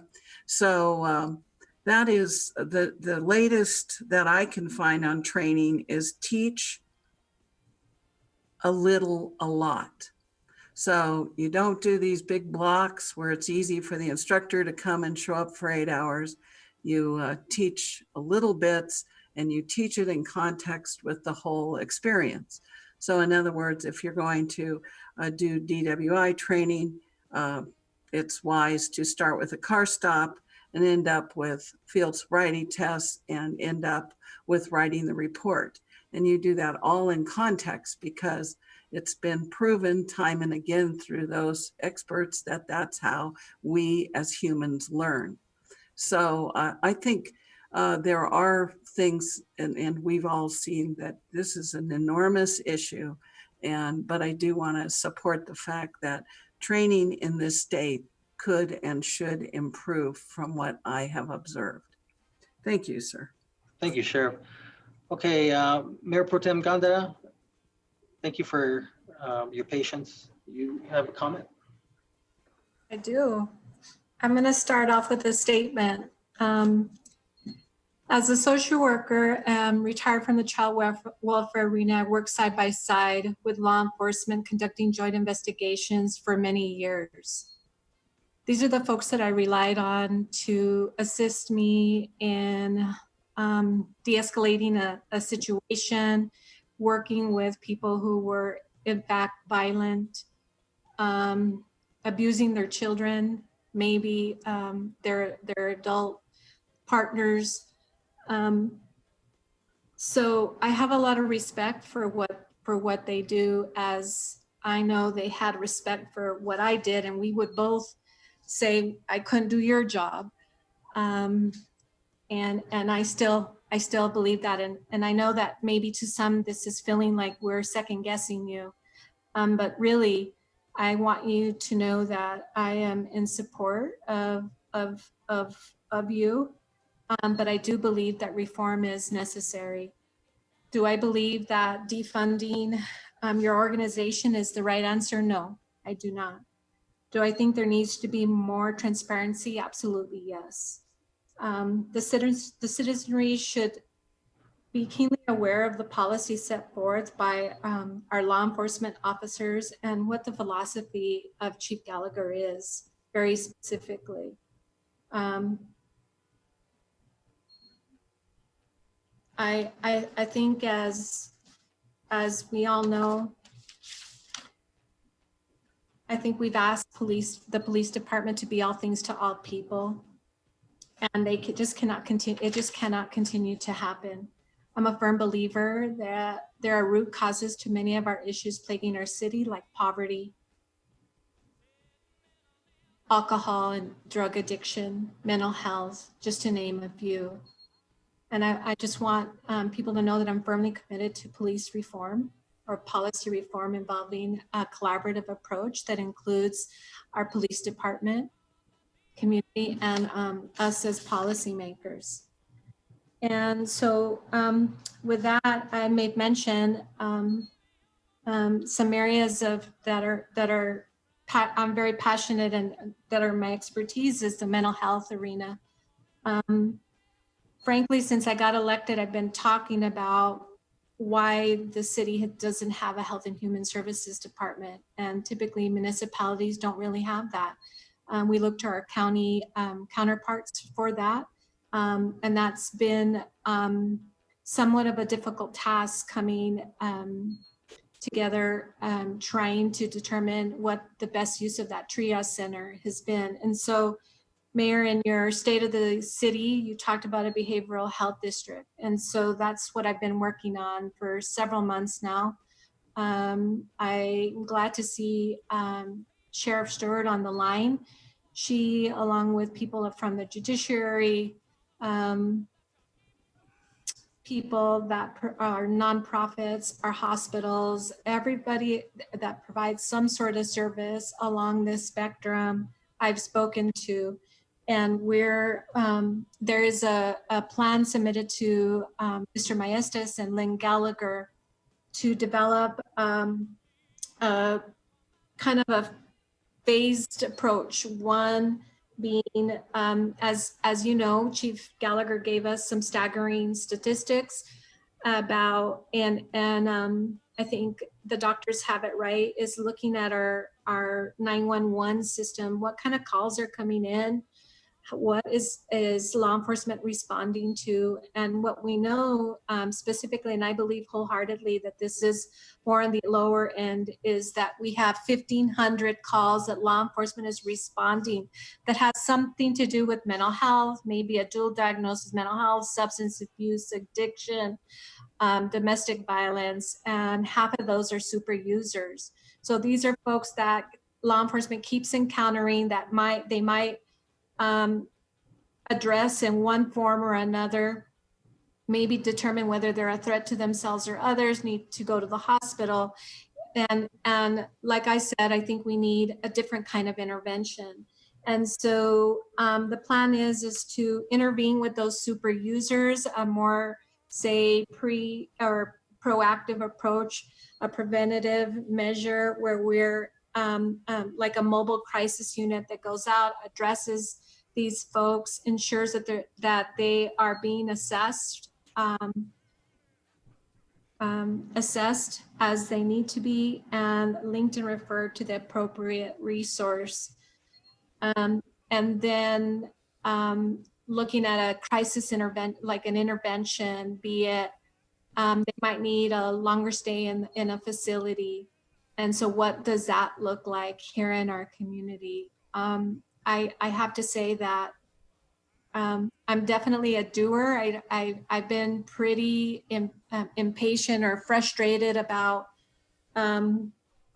what's going on in our community. And we certainly need to push this because this is something that cannot wait any longer. We're going to continue to see, especially with COVID, some of the things that we are seeing, the kind of violence, we're hearing more often where there's more violent crimes.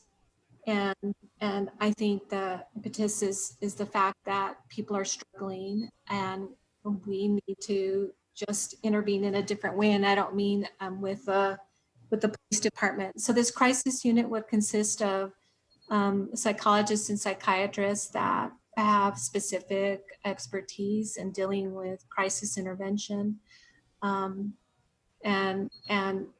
that can address people's mental health, stabilize them, get them to where they need to be. But then again, we have to be able to have the necessary resources like housing, and that's something that we talk quite a bit about.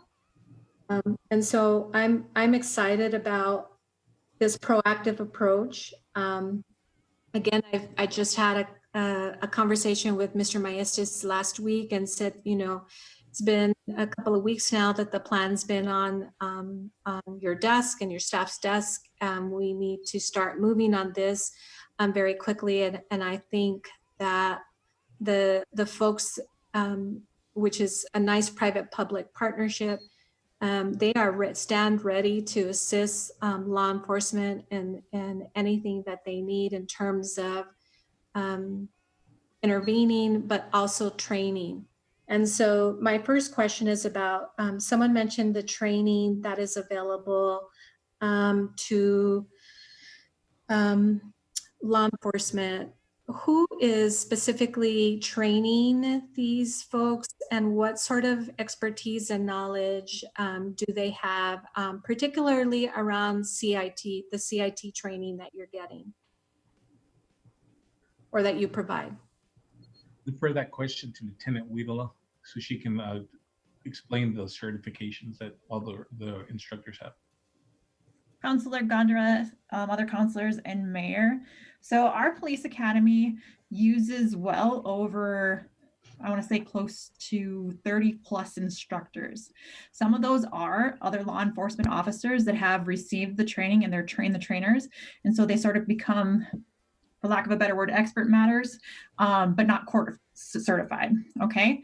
But then on top of that, we like searching out and seeking subject matter as experts. So for instance, when it comes to cultural diversity, we actually bring in a professor that has taught cultural diversity classes. When it comes to case law, we actually bring in the DA's office, we bring in the attorneys. And so it's not the sole responsibility of one person. I agree with this method because what we've discovered is that one person can't be like a subject matter expert in all of those areas. And Sure. So what we're doing is we're seeking out individuals and we bring in those individuals to teach those specific matters. When it comes to the crisis intervention training, that has been a big push actually for the last few years. And so I can let you know that we have actually developed our own curriculum, but working with Dr. Pete DeVosto, again, a doctor within the community. And then on top of that, they've developed a curriculum that has been certified through our state so that we can train it to our officers.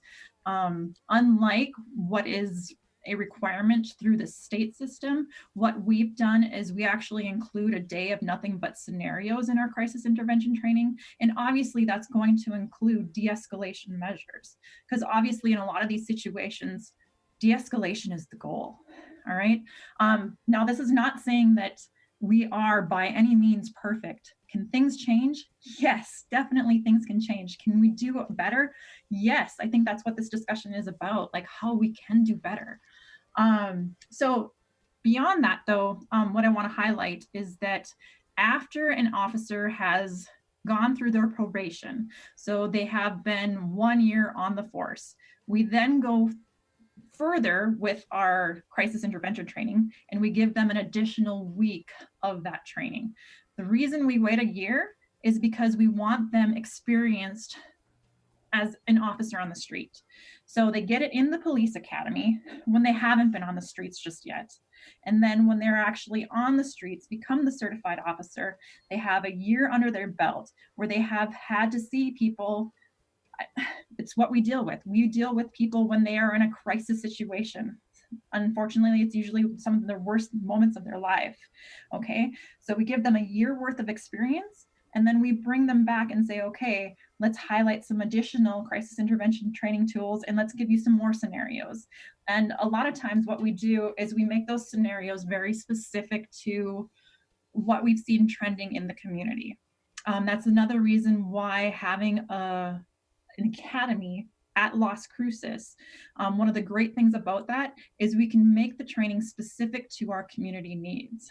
Hence, this has been a community need before. So we have realized that community need and we have done something about it. Does that answer your question, Counselor? I appreciate it. That's Lieutenant, yes? Is that Lieutenant, your- Thank you, Lieutenant. I appreciate that. Please understand, I'm very sensitive to this issue of reform.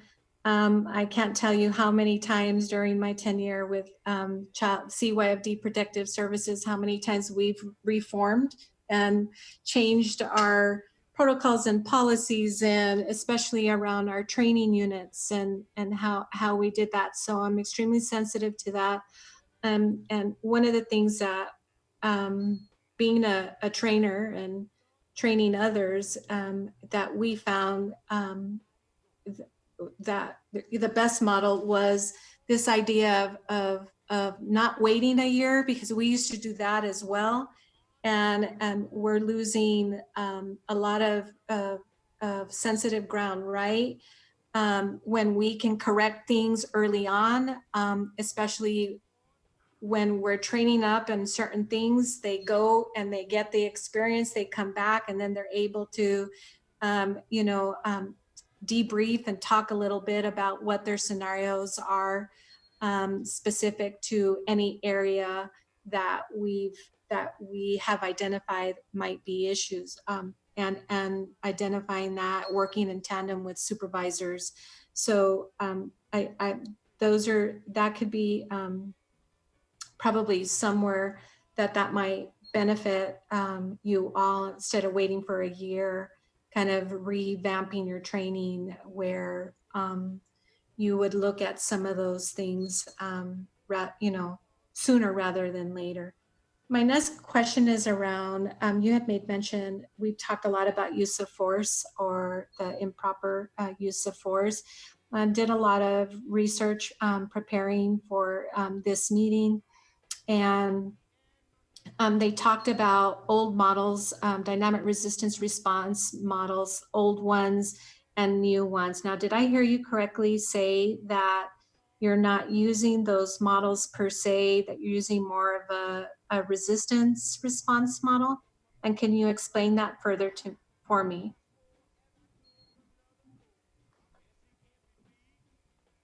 Lieutenant Briscoe, you mind answering that one?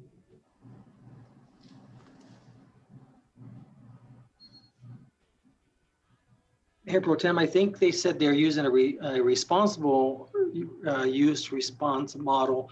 The city used to use a reactive control model, which is part of that continuum that, let me tell you something, we used to get sued a lot that way, even more so than today. But anyways, so Chief Dominguez or Lieutenant Briscoe?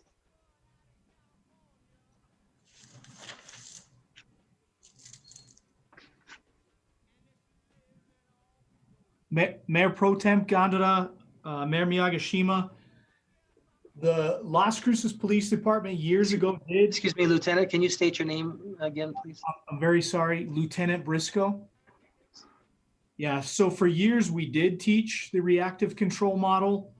The New Mexico Department of Public Safety, who sets the basic curriculum for our academy, I want to say back in 2015, adopted basically their version of the federal model, and they titled it Response to Resistance.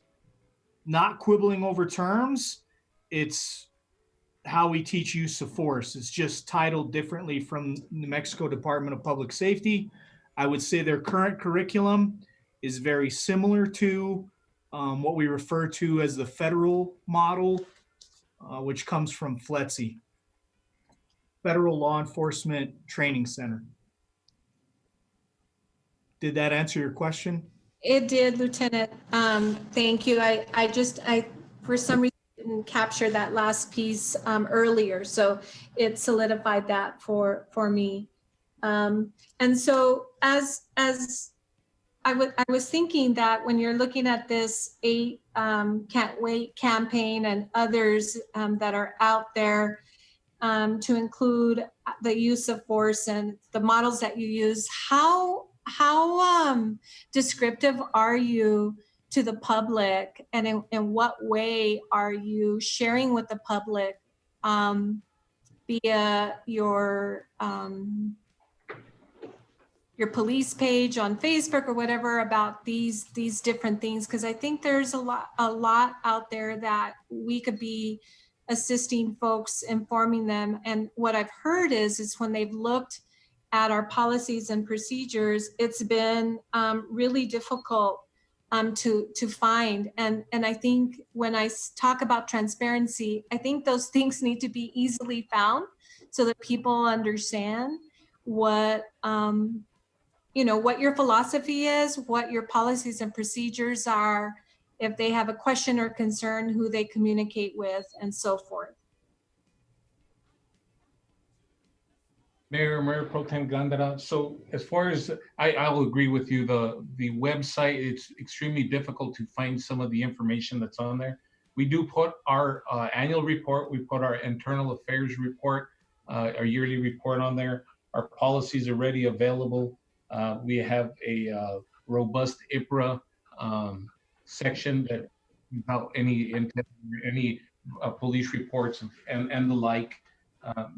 So we need to do better as far as being more easily accessible. But as far as being transparent, we just need to your point, we need to get better at making it easier to access.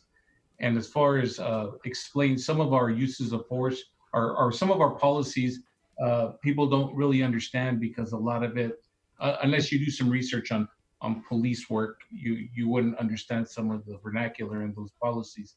But we could do a better job, and we try to do that through our Citizens Academy as well. But we definitely, there's room for improvement there, to your point. And I'd like to thank you for your comments earlier. We know you support us, and you've always been an advocate of mental health and police, and we appreciate it. Thanks, Deputy Chief. Mayor Pro Tem, can I ask you a question? If we could maybe piggyback off what you just said. I wonder, as a beginning, if we could take these 8 items here that both the Deputy Chief and Lieutenant discussed, and if they can kind of maybe respond to that or put that into some type of explanation, maybe run that through the Public Safety Review Committee, and then once they have the final product, put that out on the city's website. Would that be a good start, Mayor Pro Tem? I think, yeah, I think that would be a great start. I think the more the community knows, the better.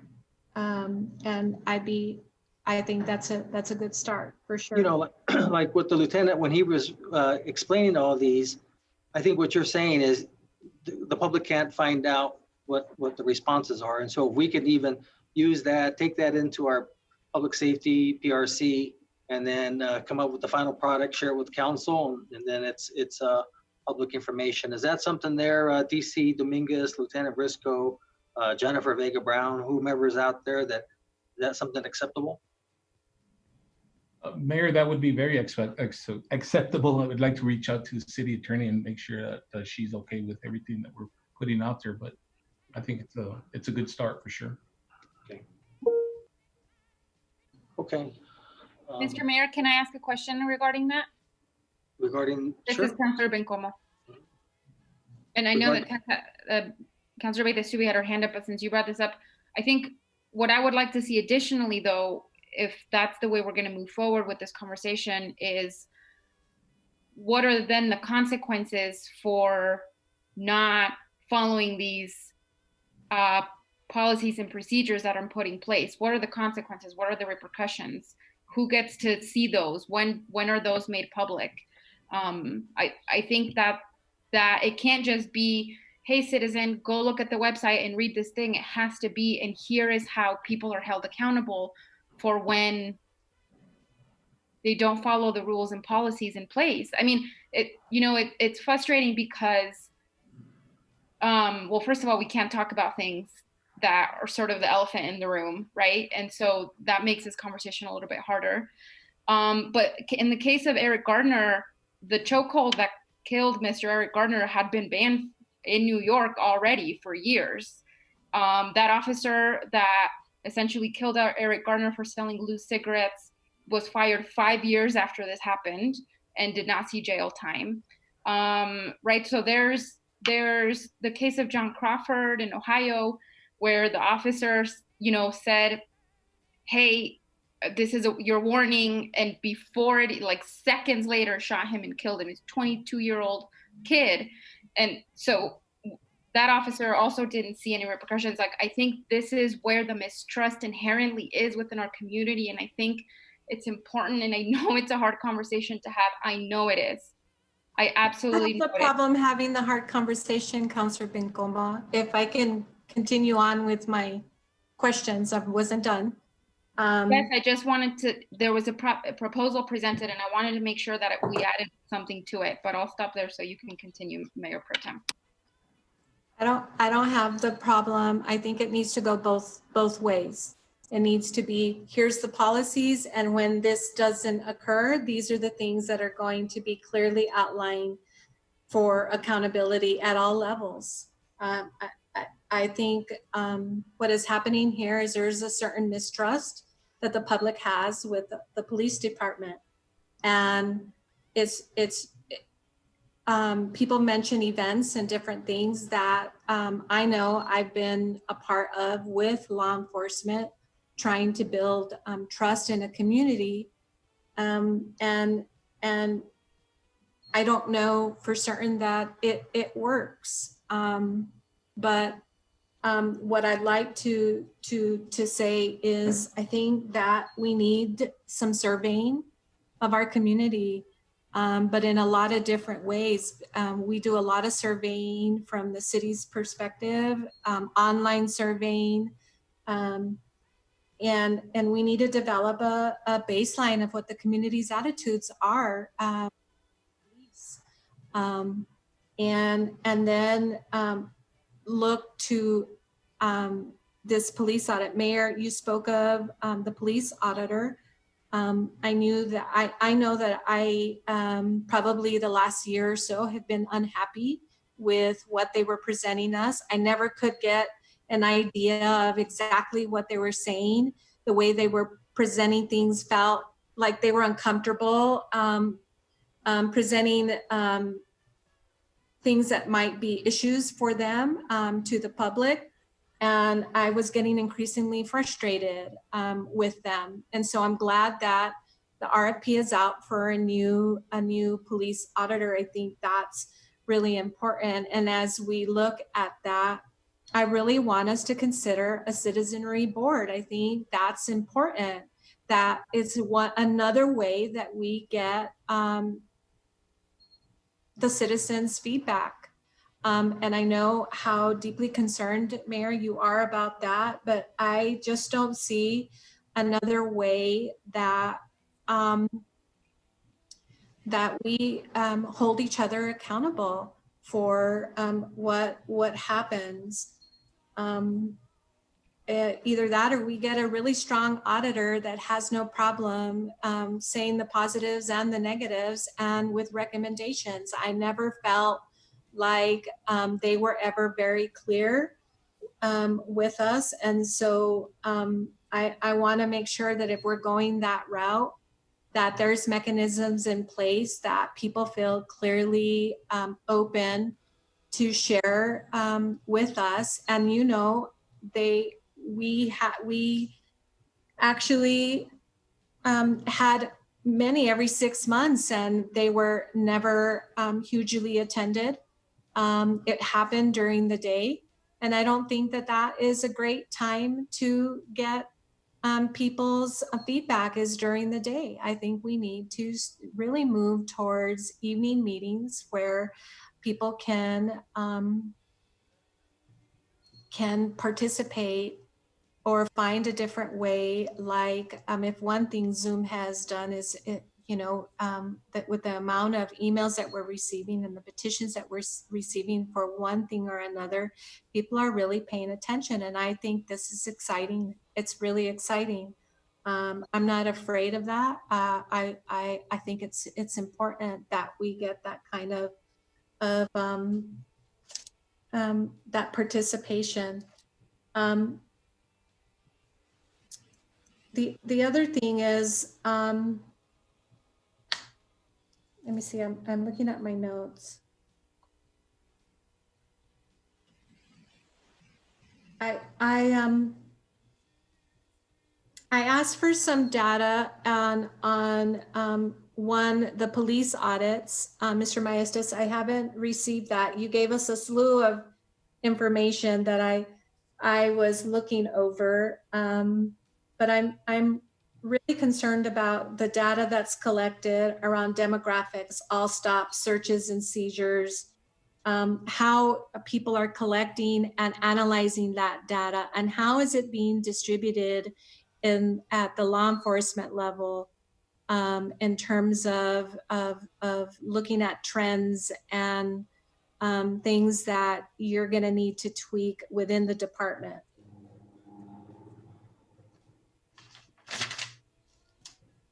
Lieutenant Kinney, can you take that one for me? I know we were looking at the demographics and use of force specifically. I'm not sure if I understand her question. Can you repeat your question, please? Lieutenant Kinney, I know that someone in your office is collecting data. I did get your annual report, but how are you using that data to affect change internally in your organization? For example, I know there was a time that you didn't have your police analysts. Now you have one there. I think he or she is up to speed or getting there. And so my question is, how are you using data to affect or to look at the trends and whatnot that are happening within your office? And what would you say are trends that you need to be focusing your time and attention on? Lieutenant Rebecca Kinney. So as part of our peak performance summit, every month I put together the policy violations that we have seen throughout the year. And then those are provided to administration for review. We also do an end of year report where we look at all of the statistics within the department, and I put together that report, and then that report is published. We also have an R&D section who then review our policies throughout the year and to determine if we need to do any updates. This person looks at updated case law, trends in law enforcement, things like that, if that answers your question. Okay. My next question is on wellness. How do you look at that, and what kinds of initiatives do you have around wellness within the police department? How are you addressing mental health, those kinds of things? Mayor Pro Tem, are you specifically asking about officers' wellness? I am. So we teach. We have obviously our psychiatrist that assists us with that. We have the employee assistance program as well. But we are actually in the process of procuring a wellness app, which allows officers to reach out anonymously to psychologists and clergy and the like if they're having any issues, such as PTSD and the like. We do kind of look at the officers that are involved with a lot of these uses of force. A lot of it is typically because of where they work. Some districts and shifts are more prone to uses of force and the like. And we have in the past moved officers from that district or from that shift to limit their exposure to the uses of force provided everything was obviously investigated and the use of force was actually found to be within policy. We are taking a look at it, and I want to say with that app, it should be on board probably within a couple of months. So the process has begun as far as that's concerned. Are there any other sort of perks, if you will, for law enforcement in terms of exercise time and things that generally you might have made available to you at your offices? We have Dr. Pete DeVasto had reached out to us, and we've been working in conjunction with him and Bernie McCants at the city to discuss that very topic. They got together with us, and we suggested together coming up with some one-on-one meetings with the officers and making it mandatory. But we would also allow them to use some duty time to work out and be able to burn off the stress that they have after these sessions. So we are working on that plan. It's still very raw, but it is a plan in progress. Okay, thank you. That's all, Mayor, for now. Thank you. Okay, thank you. We have Councilor Beta Stubbe. Thank you, Mayor. Thank you to all of our guests for joining us today and for your input that you provided before. And thank you to our lieutenants and deputy chiefs for helping us have these conversations and answering a lot of the questions that I know we have and the public has. This is a tough conversation. This is a tough topic. You know, I have a 6-year-old that goes from every other day from wanting to be a ballerina to a police officer. And I think that role, what she sees that job as, it's a way for her to help other people out. And she wants to do good and help people. And I think that is, for the most part, what many of our officers have, that same sort of sentiment. However, we also know that that job comes with a lot of power and a lot of responsibility. And when you're then put into situations that most people don't have to face and expect, it does change a person, and it can change a person for better or for worse. And I know that the Academy does a lot in the beginning to try to work on disqualifying agents that perhaps it's not the right fit for them. Am I correct on that, Lieutenant Weedala? Councilor Stubbe, this is Lieutenant Weedala. I'm just asking for a little bit more clarity regarding your question. Are you looking at our hiring process for police cadets? Yes. Okay. So we have an extensive hiring process where it starts with the initial application, but then after that, obviously they go through a whole gambit of different steps. That includes not only a physical fitness test, it includes a written exam, it includes a psychological exam, it includes a polygraph, it includes a background investigation where they have to submit a personal history statement of everything where they've lived, every job that they've had. We go through an oral board where they get interviewed by fellow officers, and that oral board consists of officers all the way up to lieutenants. But then finally, we actually have a chief's interview where they actually sit down with our deputy chiefs and our chief, and they go through that interview process as well. So yes, getting through that whole selection process, we attempt to vet out who we think would be the best candidates for a police officer. Because you're exactly right. When you said power and responsibility, I had to laugh because I was like hearing like the superheroes, like, you know, with great power comes responsibility. Like, and it's true. It's so true. So I always like to tell people, especially in the hiring process of a cadet, we can train people to be a warrior, but what I need is a guardian heart. I need somebody that has a heart for the community, a heart that wants to serve. And so ultimately, me in this role and this responsibility, like I feel that that is what I am looking for, both in the police cadets, but then also in police laterals when we open up our lateral positions. Does that answer your question? Yes, thank you. And with a follow-up to that, then after they're already, seasoned officers, do we do any type of that psychological testing or any type of those processes later on? Because as we know, when they are put in these different positions, when they've had this power with this experiences, they see traumatic events, they're in traumatic events.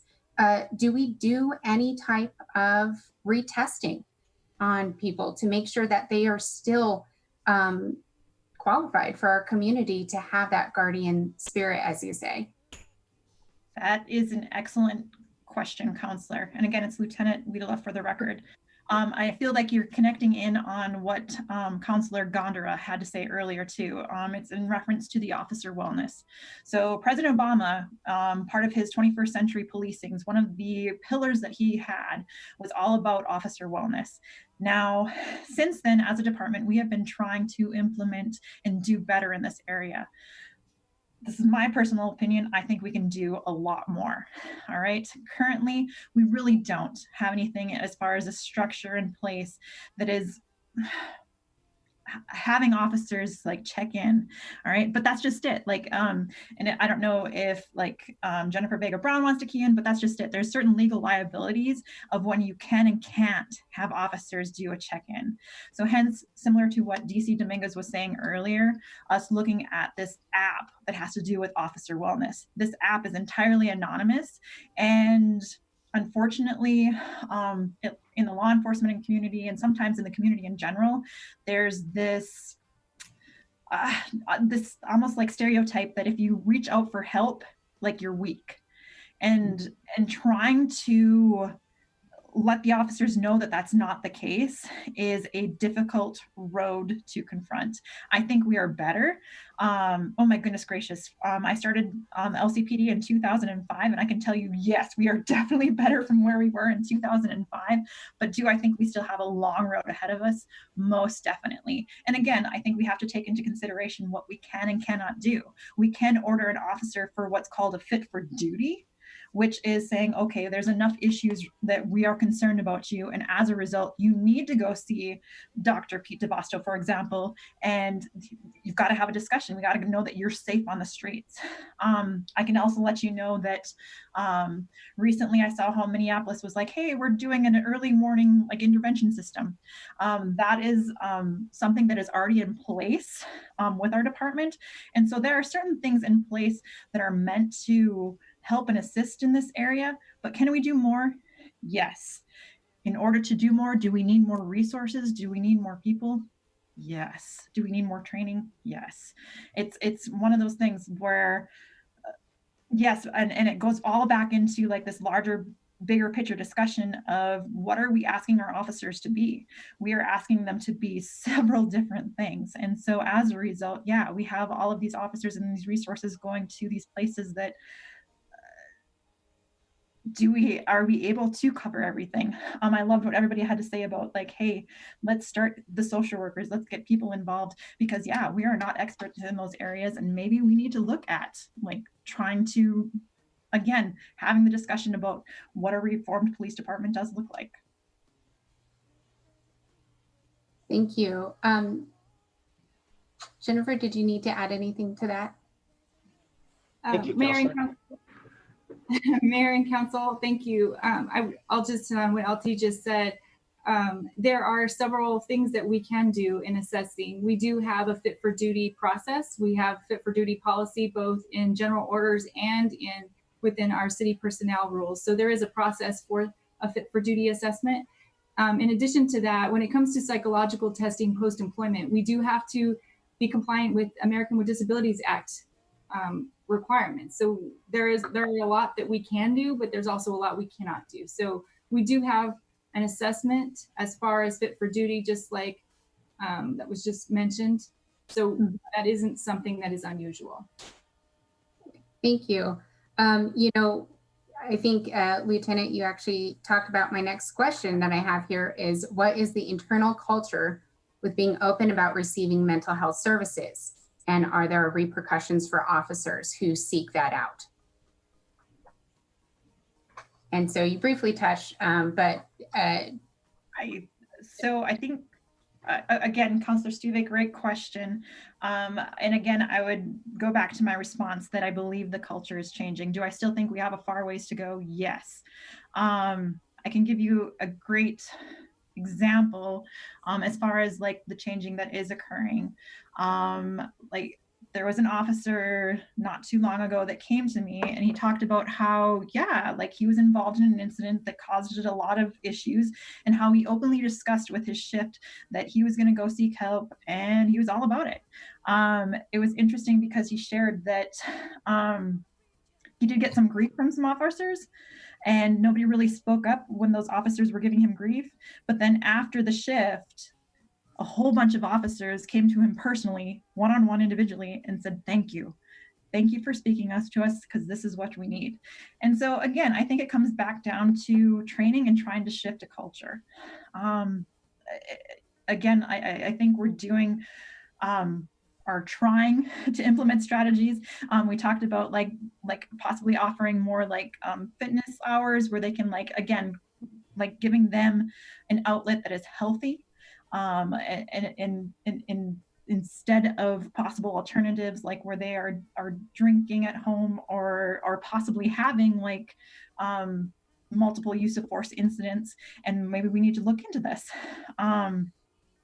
Again, it's just, it really comes down to how we can care for them. But then also I would like to point out that a large part of that falls on the responsibilities of their supervisors and knowing your people. There's nothing like that can replace that. Hopefully that answers that question. Thank you. It does, for Lieutenant.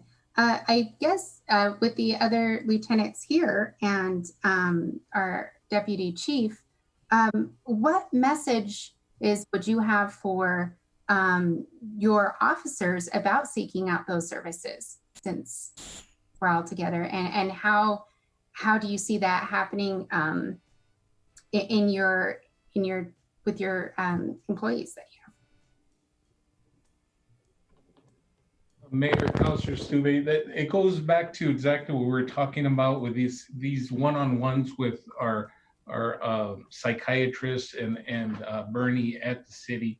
So in discussing it with them, Dr. DeVasto implemented something similar in Albuquerque PD, and he said it was a tough road to hoe because they didn't want to do it. You're considered weak if you go to one of these, and that's why he was suggesting that we do it mandatory, but dangle a carrot, and the carrot would be obviously the workouts.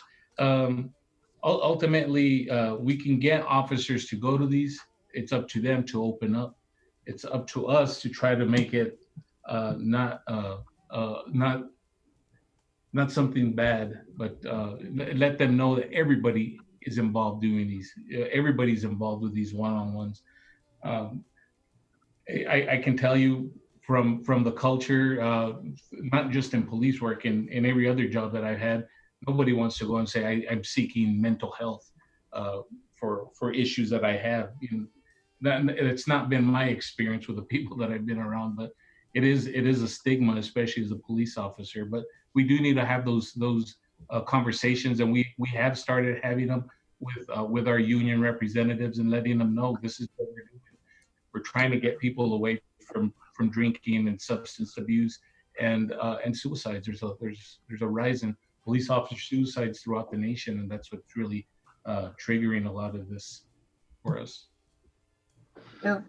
DC Dominguez, if I can just jump in, this is exactly what Mayor Pro Tem Gondara would share with me, that we have to, for just general members of the public and even the children in school, to be able to have someone that they can speak to and get over that stigma. So not only does it exist outside that, but I appreciate your comments, because that's something there that we need to let the officers know that, they're human. They're not RoboCop, they have a heart, they have feelings, they see so much that it's so traumatic. I've often said, that's a tough job, and I couldn't do it. So I appreciate your comments on that. I didn't mean to interrupt, Councillor Beta Stubbe. I just wanted to jump in and say that. Yeah, Mr. Mayor and Councilor Stubbe, can I just speak to that really quickly? Because Can you state your name? I was about to. Laura Gutierrez Spencer, sorry.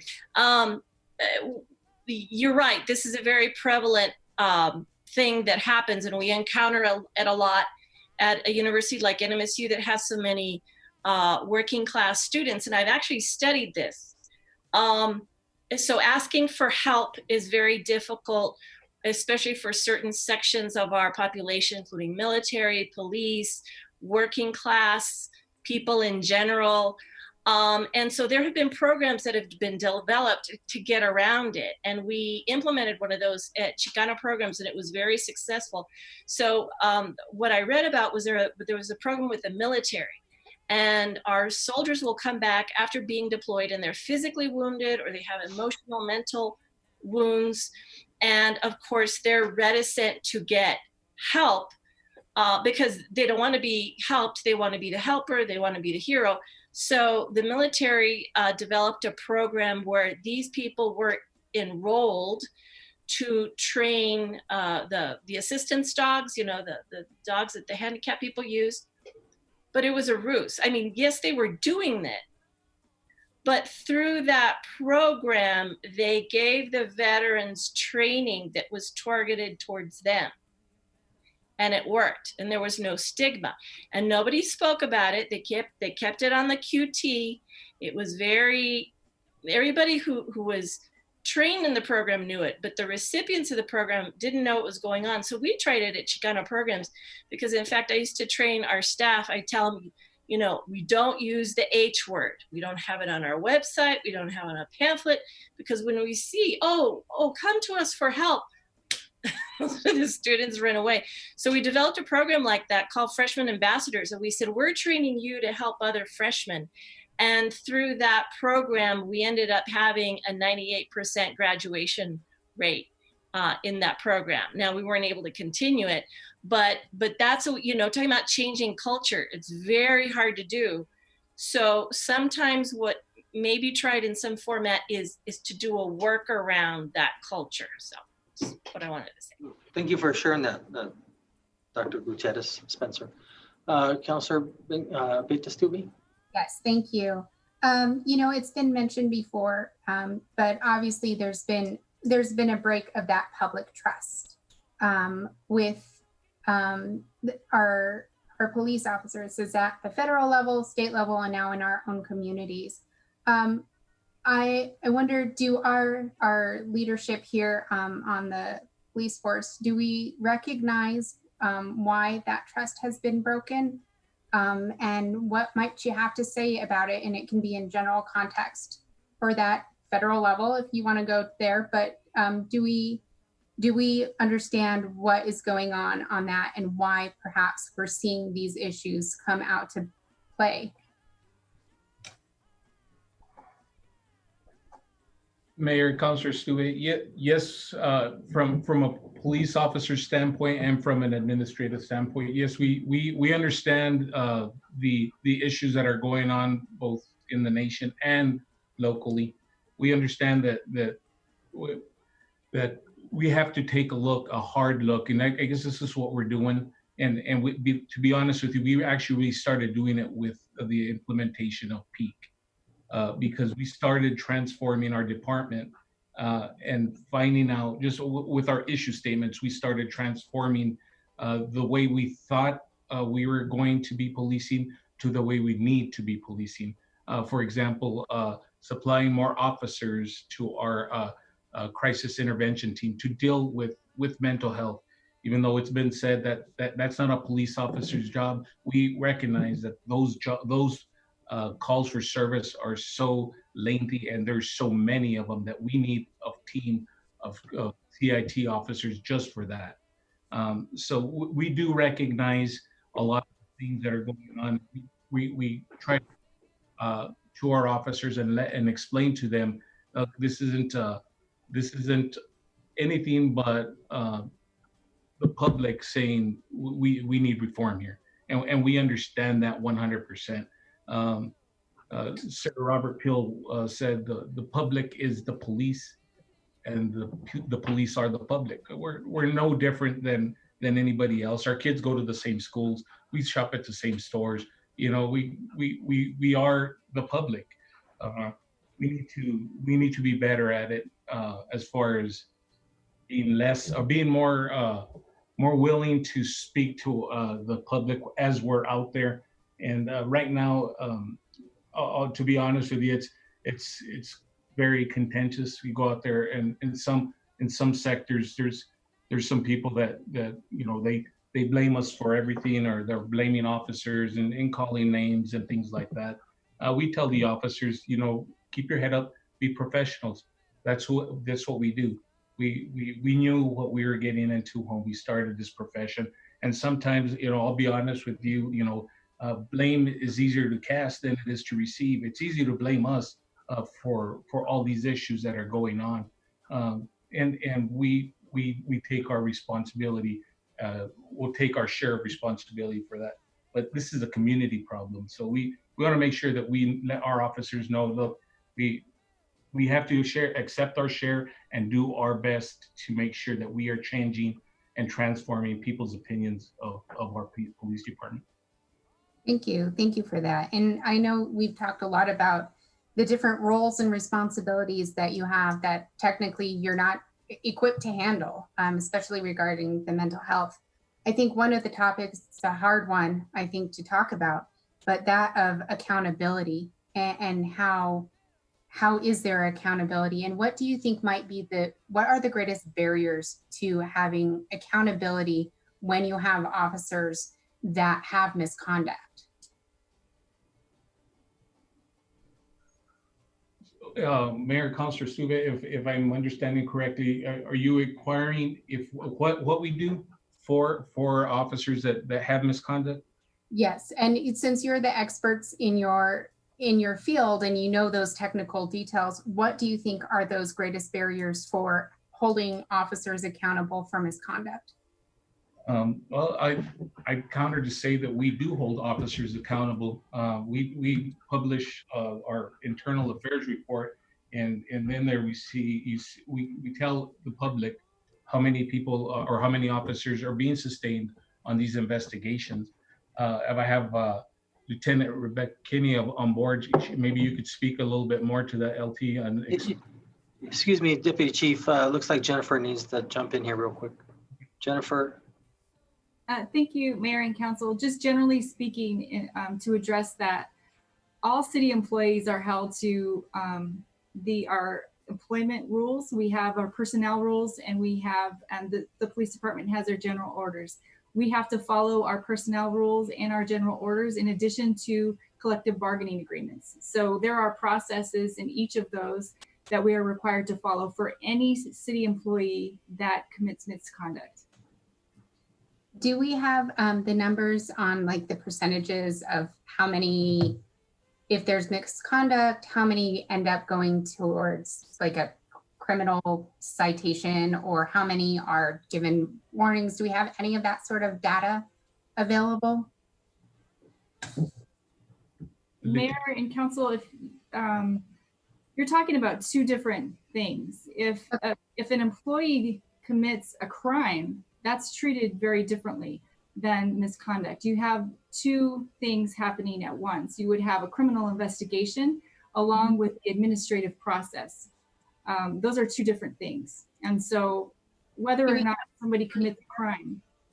Do we keep data on either? I don't know if we keep data on either. We could check. Those would be criminal investigations. Oh, I think that might even be part of the information that I know myself and perhaps other counselors had asked for earlier, just regarding that accountability standard, because I think that's something that is a trust that has been broken with the public about what does that accountability look like? And so seeing that data, seeing that sort of stuff, that would be very helpful, I know, for my own personal knowledge, and to help moving forward with policy. I can say that I've only been here for 3 years, and just prior to me coming here, I'm only aware of one city employee who he was actually convicted of a crime and has served time in prison or is currently serving time in prison. I'm aware of that. So it does occur, and those are public incidents when they occur. There's everything transparent about it. I don't know if that's a specific data set that the police department keeps, but I'm only aware of the one. Okay. And then misconduct would be a different one, and that would have different data for us. Misconduct is an administrative matter.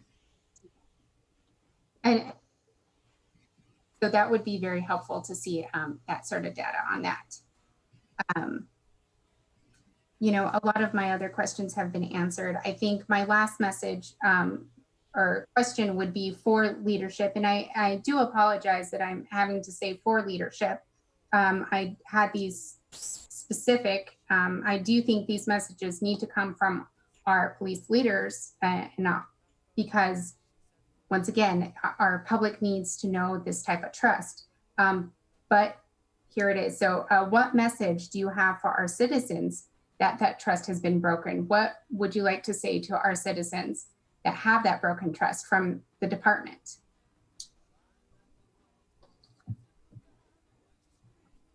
Mayor, Councilor Stube, what we would like to tell our citizens is that regardless of what's been going on out there, what has been said, our officers are professionals. We will respond to your calls and to your needs without fail. We know that there's a lot of mistrust out there, but we want you to know that you can count on us. You can call us and you can talk to any one of us. Like saying again, our officers are professionals. We are all professionals. We're doing a tough job, and we are not perfect. We make mistakes, and we'll own up to our mistakes. But ultimately, we love Las Cruces. We're a tight community, and we hear it every day from our citizens, and we tell them the same thing. The protesters and anything else that's going on, we are Las Cruces, and we're here to back you up. We will help you. Please reach out to us and know that that we are a professional organization, and we really care about what we do and care about our community. Thank you. And thank you, Mayor. Those are my questions for now. Okay, thank you. Councilor Bencomo, did you have a comment? I did. Okay. Thanks, Mayor. This is Councilor Bencomo. I mean, I have a couple questions, but I also I feel like there's a couple things being conflated here. You know, I met Deputy Chief Dominguez much before I was on council, along with Chief, our old chief, may he rest in peace. And I just feel like there's a couple things, just wires getting crossed. I deeply trust and respect Deputy Chief Dominguez. So this isn't about this isn't about the blame that's being placed on LCPD. No one blames you for poverty, for mental health, the lack of mental health resources, for crime even, right? But there is a conversation being had about police brutality that I think needs to be addressed, and it needs to be, the people who hold that power have responsibility to address it, to name it, to correct it. And, you know, this isn't about whether I, as a person, support police departments or not. This is about the desire to see transparency and to see my tax dollars being used in a responsible manner. Their lives have been lost, right? Like, I don't want us to forget that there have been lives lost. And I think people often go back to, well, maybe they were doing something wrong and there's here their crime record. Those people had families that loved them. They had parents and daughters and cousins and tios and tias. They had people who deeply loved them. So as much as, you know, we're making this call for LCPD officers who are people too, they're part of the community. So are all these other folks who have come forward and said and have perhaps been victims of police brutality. So I don't want to conflate that that the call for accountability and a hard look at police budgets automatically means that I no longer respect you. That's not what this is about. But there has to be a time where we face the mirror and sort of own up to some of these things. You know, and I really appreciate Lieutenant Witala bringing up the 21st century policing. I hope that, Lieutenant, I don't know if you're still on, do you train out of that model? I think that very good things came out of that. Is that something that you refer back to often? So, Counselor Bencomo, this is Lieutenant Witala. So that's really dependent on the instructor teaching. I can tell you that one of my passions is staying up to date on current events. And what I would tell you is referring back to the question of like, what are we going to do when there's distrust, and what do we do? Like, 'cause that's a barrier now. Echoing everything that the DC said, but I would also include that my philosophy is that when there is distrust and we need to rebuild it, that as a leader, it's my responsibility to lean in. As a leader, it's my responsibility to listen, to say, okay, what is going on here? What is occurring here? One of our academy recently, we had COVID going on, so all of us were sent home, right? And as far as like we had the academy online, never thought I'd be doing that in my life, but we did it. One of the assignments that they recently had is they viewed the 13th documentary. And it, again, like you're talking about like this bigger picture. And I feel like by having the discussion of how we have had systemic racism, where it started with slavery, it went into the Jim Crow, and now it's possibly looking at like the incarcerations that are occurring. But again, these are really big topics. And so I look at that and I say, okay, as leaders in our community, and all of us are there, like I think this is a starting ground. And if I really reflect on, and I've been taking notes too, as far as like what everybody's saying, the thing that I'm hearing again and again is transparency and accountability. You want transparency and accountability. And my guess would be that if we're going to fix that distrust, that is exactly what our citizens are going to want as well. Thank you for saying that, Lieutenant. I really appreciate everything you just said very much. You know, and I think it's, you know, it's important that you say, yes, you can call us, you can trust us, we're there for you. The truth is, though, that, you know, Mayor Pro Tem said it, we have to take the temperature of our community. I have friends who have Black teenage sons who do not trust and do not feel safe around police officers. That is not made up. That is just as much as I will never know what your job is like. I'll never know what being a police officer is like. I'll also never understand what it's like to be Black in America. And that experience needs to be taken seriously. And in our communities, it's not just Black and white issue, right? In our communities, it looks very different than that. But I think it's important that we have some of those conversations. And so I really appreciate everything that you just said, Lieutenant. You know, and I think I want to point out that I think it's important that we point it out, right? That you said perhaps too that you need more resources. The reality is, though, that the LCPD budget is the largest budget in the general fund, perhaps next to Public Works. It is the largest budget, right? And so I think it's important that we know that the police department already has a lot of resources and that we should be leveraging those resources in a much better way, because there is something inherently that is not working. And I'll just end that I have a lot of questions. I will send them off your way. I don't want to get in trouble for what I can and cannot say. Maybe my last question will be, though, is when can we have a conversation publicly about use of force, reasonable and that sort of conversation from earlier? Will we be able to have that eventually? You know, Councilor Bencomo, yes, we will. In fact, I was already writing down the takeaways that I want to leave this evening, and that's one of them. I was just going to wait for you to finish. It looks like Dr. Green has another comment, and then I'll just go over the 2 or 3 things that what I'd like for us to move in the next direction. Okay, maybe my last point, though, Mayor, that I remembered from earlier on the data. This is Councilor Bencomo, and I think Lieutenant Kinney was answering some data questions. I'm curious about whether we have data on complaints around use of force and whether we know if they're going up or they're going down. Like, what are the numbers in the last 5-10 years on complaints on use of force and you know, their trend?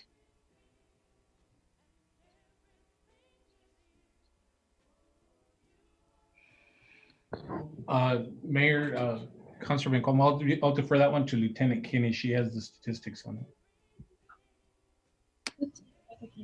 I would have to finish up or compile the 2019 data in order to compare it 5 years back. The 2018 internal affairs report does show a 5-year. I don't have that data in front of me right now in order to be able to speak on it, but I can definitely get the data and get back with you. I would really appreciate that, Lieutenant Kinney. Thank you. That's it, Mr. Mayor. Thank you. Okay. Thank you. Dr. Green, Bobby Green. You have a comment, question? Yes, thank you, Mr. Mayor, and thank you to everyone who's taken the time to listen to this discussion and to hear our concerns. I am a member of the New Mexico Law Enforcement Academy Board. Excuse me, Dr. Green, can you just state your name again, please? Bobby Green. I am a member of the New Mexico Law Enforcement Academy Board. And sitting on that board, I see the reactive part of this situation as opposed to the proactive, meaning that I see the cases forward to the board to whether the police officer will remain a police officer or not. And my concern is that some of these cases indicate that there is a need for vetting and psychological evaluation at the beginning of the process so that they don't end up at the end of the process with us deciding whether they should be certified or not. And so it would really be good if the vetting would happen in conjunction with the community, because I can tell you as a Black woman in America, when I get stopped by a police officer, I am terrified. And I can usually tell pretty quickly if this is a good cop or a bad cop. We instinctively know. And so it would be good to have some community members on there who could look at the person's psychological profile and how they answer questions and their body language and things like that, and would